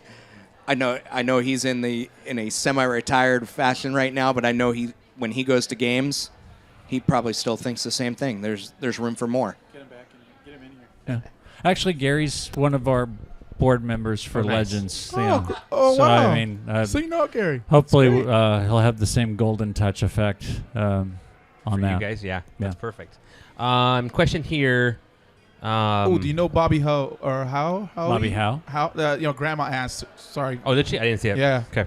Yeah, she asked on Twitter. Do you know Bob? Or talk about Bobby Howe. Bobby Howe, got to work with him at the Sounders, so I met him there. I think my cubicle was across from his. I don't know. It was a very small front Yeah, office. this is back bad. in the day. But yeah. who is he again? Pardon me? Who is he? So Bobby played for West Ham and then came over to the Sounders in 70. It might have been 76, but certainly 77. He was Jimmy. Bobby Howe and Harry Redknapp were Jimmy Gabriel's assistants, Ah, okay. and they both played. They played a bit. Harry more than. No, Harry had been there in 76. Bobby was just kind of a fill-in at that point. And Bobby was I just talked to Bobby about a month ago. So what we're doing for Washington Youth Soccer is we're having there's an all-time selection of the greatest players ever to come out of Washington. Right. So I got together with Bobby, and he actually told the story of the greatest.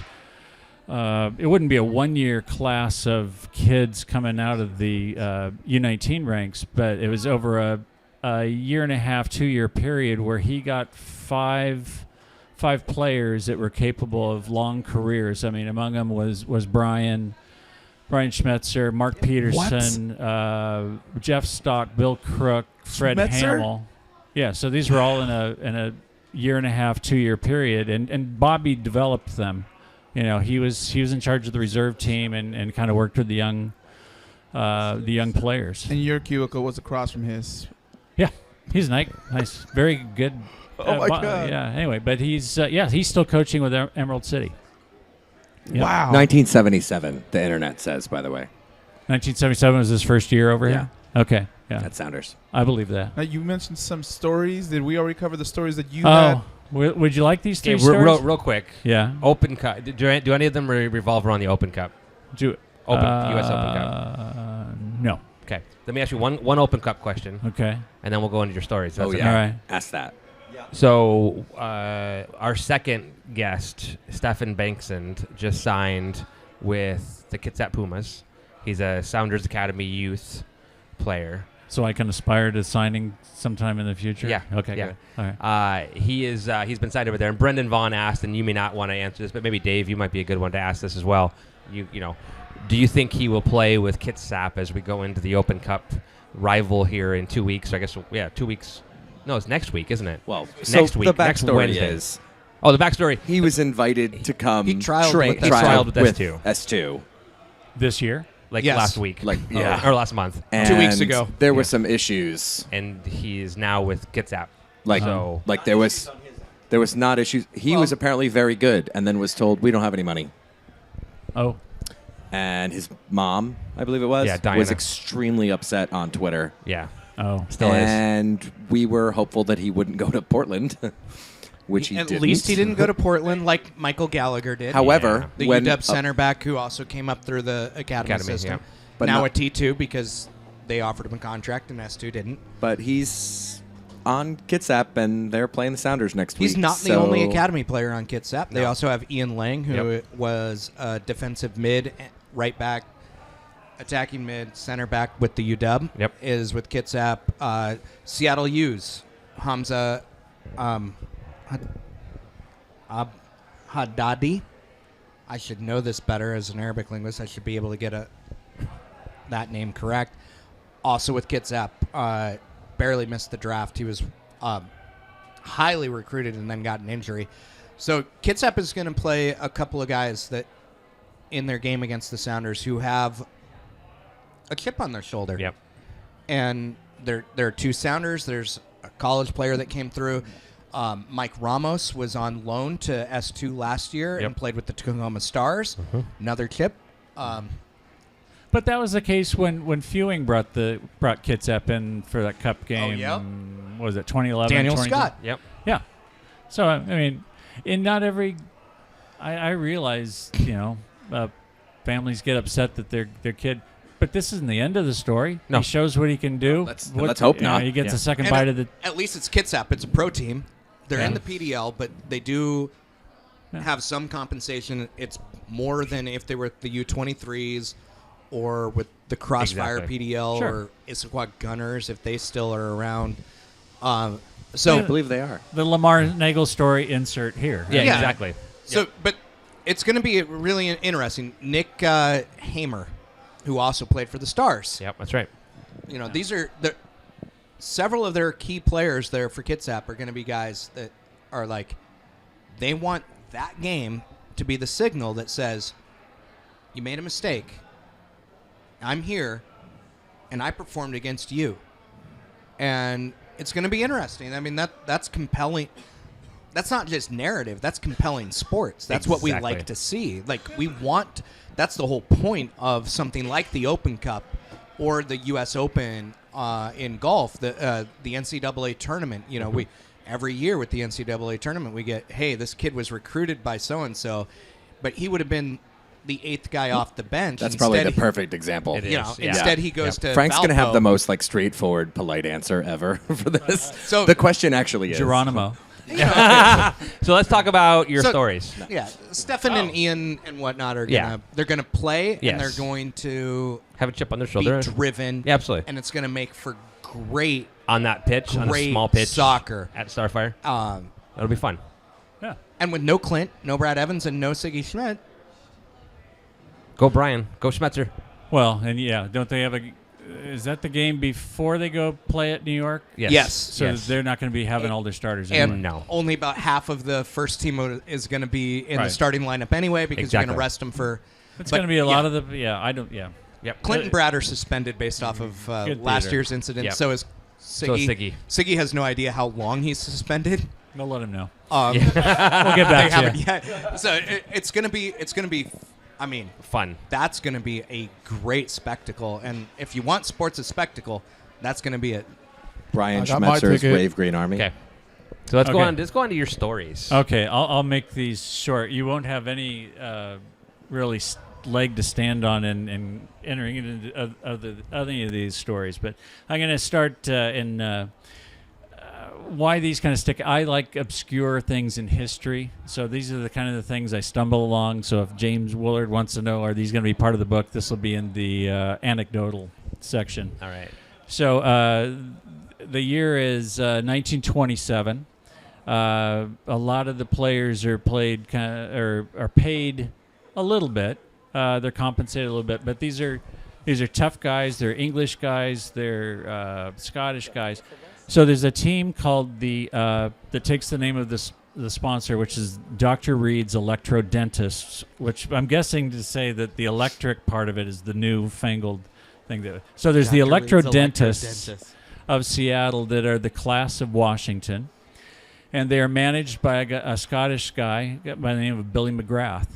They are going down. They are playing an end-of-season friendly against the Longview Timber Barons.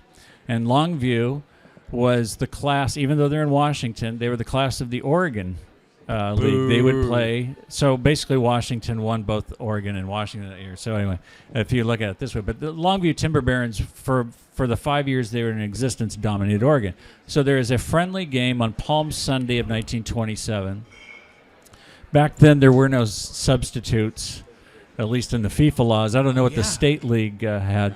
But anyway, it's a long trip down to Longview. There's no I-5, obviously. I have no idea how long it takes them to get there. They left on That's Saturday. 99 only, What? I believe, right then. Oh, okay. They arrived to play the game on Palm Sunday, and one of the electro-dentist players has not shown up, so they have 10 players.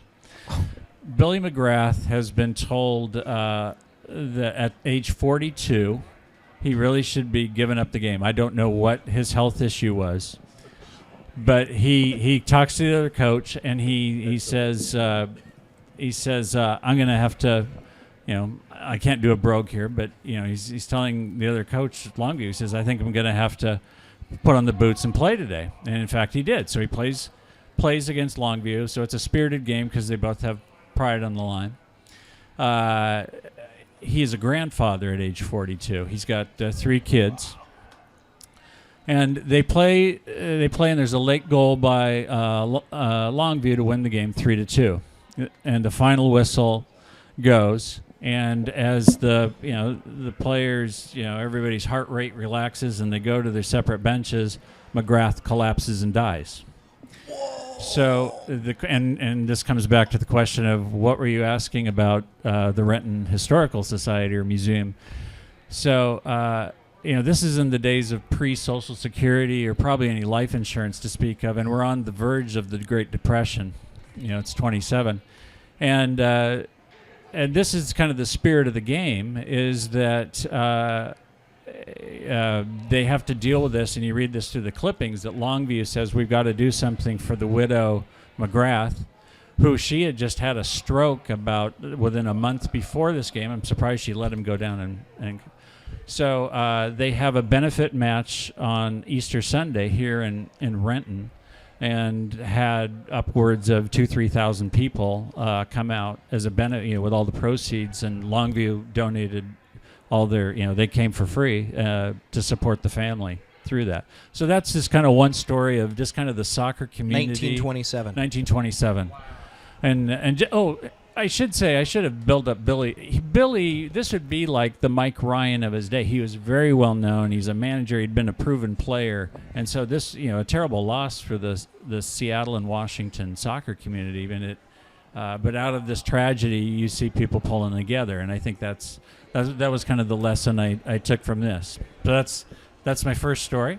Okay, is it true that Lickett made the posters for that tournament?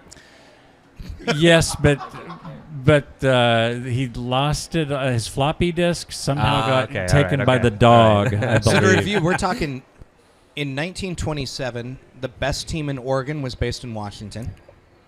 For 1927 through 1931, the best team in Oregon was based in Washington. Makes in fact, sense. the only reason Longview Timber Barons stopped playing in the Oregon League was in 1931, the Portland teams, for like cup ties for knockout games, every time Longview was drawing the away, they were having to play away. None of the Portland teams wanted to come up to Longview and play. They're tired of getting beat by Longview. And Longview said, hey, what's this about? It's not even a fair shake. You're making us travel to all the games. And they quit.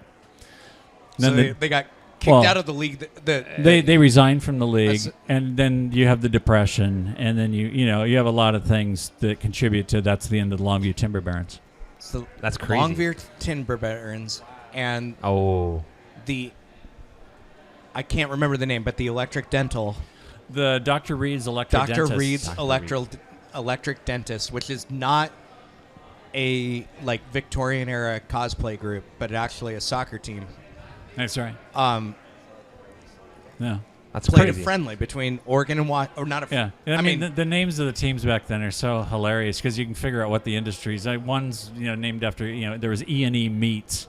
Just a processing. Yeah, meat processor. But the weird part is trying to keep track of the teams because you'll find it's kind of like with the U.S. Open Cup history that it was an education when Seattle was approaching the win totals of the teams back in Massachusetts, because it was the same team, but it moved and gotten a different sponsor, and you didn't realize it's the same team. Bethlehem Steel. Well, not Bethlehem. No, but you're it talking was, about Fall River. Fall River. Fall River River. Yeah, Marksman. I know. I should have. That's the shirt. But I they had like I should have worn several that different shirt tonight. names. Right, and they locations. moved slightly around, but they're the same team, and that's why they are credited with five teams. So it's hard to. So Dr. Reed's became Pitson's Grocers, which then Dr. Reed sponsored them again as Dr. Reed's United in 1930 or something, 32 or something. Anyway, that's story number one. Okay, story number one. Is that good enough to go on to number two? Absolutely. Oh, wait, we have one my question. gosh. Had Westervelt owned the trademark for that team?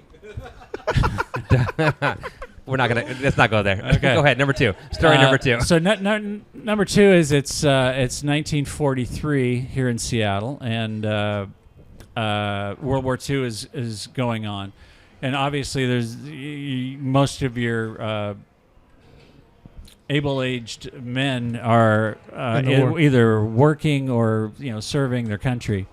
So the league had gone down to the state league had shrunk to about 3 or 4 teams. At the same time, in 1943, Italy capitulates. Mussolini is swaying, and all of a sudden, the new government of Italy is now part of the Allies. And so all the POWs, the Italian POWs across America, are given the option. Do you want to? You'll still be technically a POW, or you can go into the Italian service unit.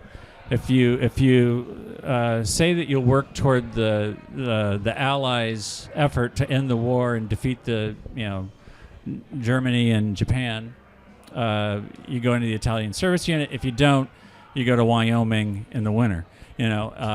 So there's prisoners throughout here.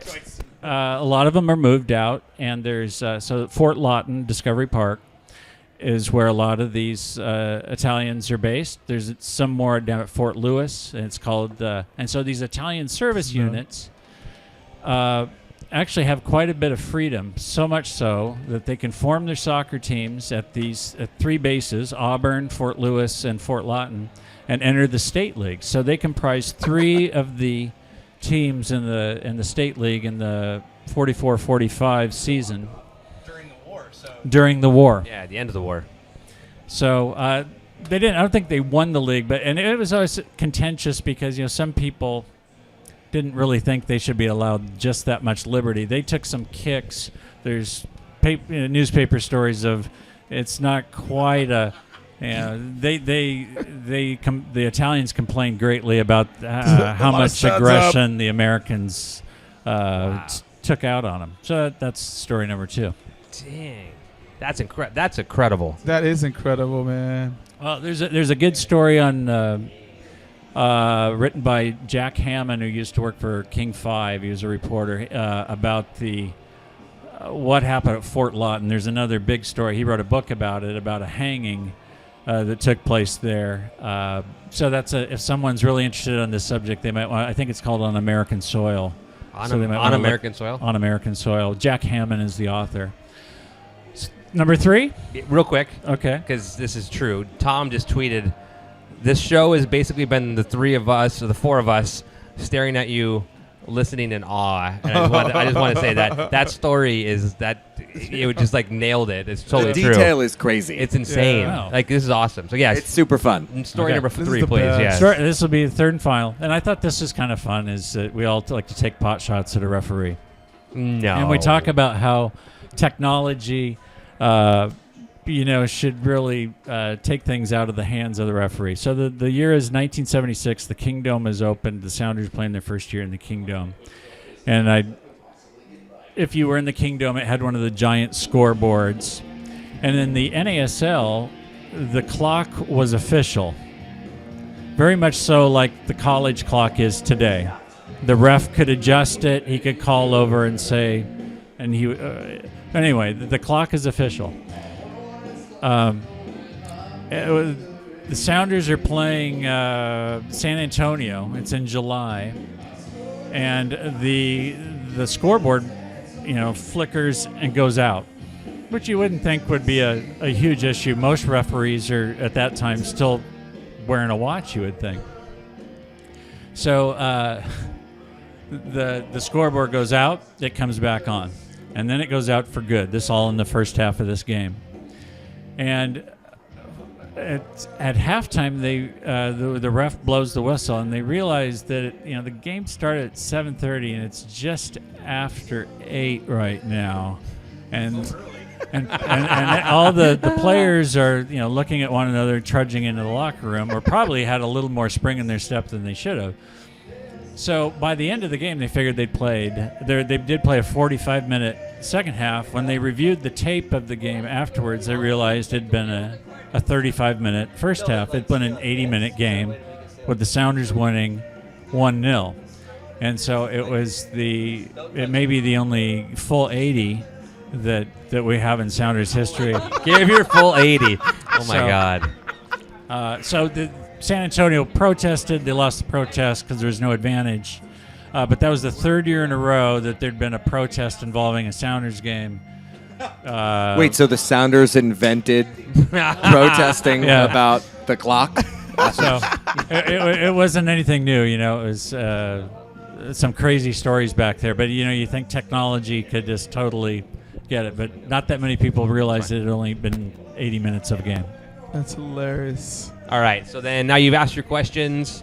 Tom has one more question, and then we'll wrap up if you're good and kind of head out. We're at 2 hours exactly right now. Wow. So, but go ahead, Tom. You want to ask your last question? So there's karaoke going on. What's your go-to karaoke song? Oh, it's got to be from Animal House. It's like, it's got to... From Animal You've just made House. the astoundedness go up. Animal House. Frank's go-to I'm picking karaoke Tom's song jaw is up. Shout. Wow. That's awesome. That is a great call. Oh, you gotta get down! Oh, please Yeah. tell me you have that. Oh my That's God. awesome. I'm pretty Oh my God. sure that's better than Backstreet. Oh, Dave. No Yeah, I think so. question. All right, so Mike Facito did. Shamalama Ding Dong. Shamalama Ding Dong. All right, That do was you, Hugo, Dave, Tom, have any last comments? Thank you. Yeah, this is awesome. This Thank has you for been doing great. this. Well, thank you. This is I awesome. really appreciate doing Please come this. down and just join us, just for the heck of it. Just come down and just hang out. Okay. If you're in the area, come down. We're here every Monday. Just come All right. down. Make an impromptu story time.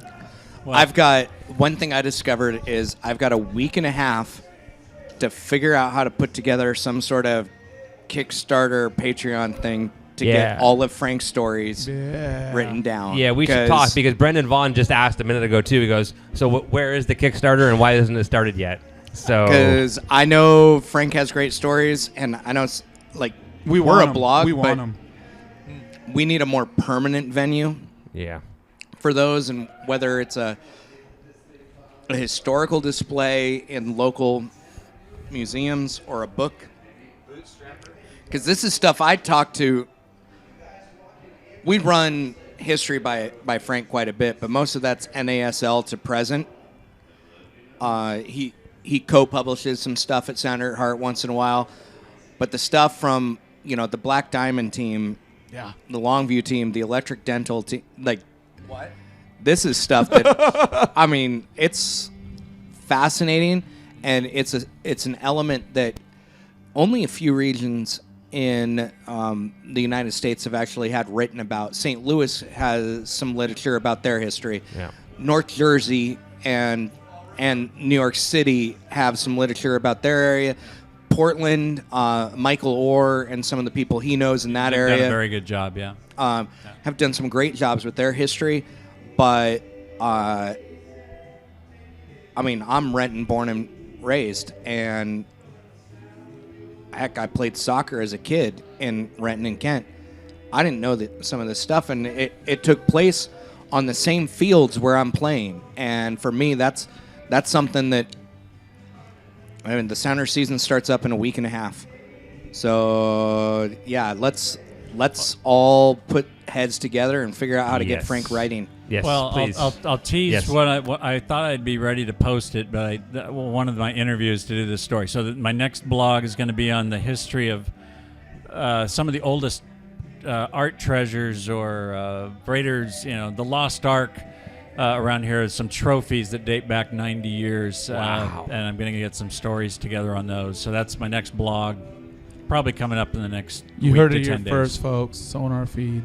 I love it. We have That's to great. know our history. I mean, if we don't know Yeah. where we came from, it's a shame. No, I mean, It's true though, man. No, that's we totally have to true. know. Like, You have to. Hugo and his family from, they know Chivas de Guadalajara 100 years, yeah. and they know it. And because of the way American soccer grew in fits and starts in these, these corporate teams and these club teams, eventually college teams, and finally pro in the 70s, we don't know our history. And that's one thing that, Frank did a lot of work as a media relations guy for colleges and pro teams. But if we can get his knowledge, like we did tonight, of pre-professional soccer, Yep. that's... And we got this much, not even that much. Yeah. That's the best part about it. We got 3 prep stories Yeah. and like 2.5 that we kind of accidentally wandered into. Exactly. Well, you don't want to lead in with electrodentist, probably. Tonight I will talk to you about the electro But anyways, dentist. but you're welcome back anytime, and Yeah. we will Thank you. absolutely broadcast with our little voice and the big voice and whatever voice we can have, get this going, because grassroots effort on this would be fantastic to Oh, see no this question. grow. So There's people you know, tweeted we'll- already that they would buy the book. Yeah, they would support yeah, it. a lot of tweets and favorites of that tweet about I'll buy a book on Washington State soccer history. So you have sales already. All right. So we'll talk afterwards. Okay. And more. I want to say that next Monday, June 13th, we are working on a special guest. Disney made a movie, not about him, but about this. His name was the title of the movie. If you took a German chancellor and you put Ulis at the end of that and rhymes with that. He wears good glasses. He wears good glasses. He wore black on black when he was talking the other day on TV. Anyways, we're working on trying to secure a guest. We don't want to announce anything because we don't have it secured yet. But hopefully next Monday night, 7:30 here at the Berliner Pub, we'll have a rather large guest. If not, we'll have Tom and Dave pretend, and I'll be at home, and you can come throw rotten tomatoes at them. So Tom looks okay in glasses. I'm like passable in Spanish, so yeah, okay, good. Perfect. So anyways, thank you, Frank, so much for coming out tonight. You the Absolute man. pleasure for you us. You the man. Thank you, everybody, for watching. We'll be back next week. Thank you so Love much. you guys. Have a good night. Oh, yeah.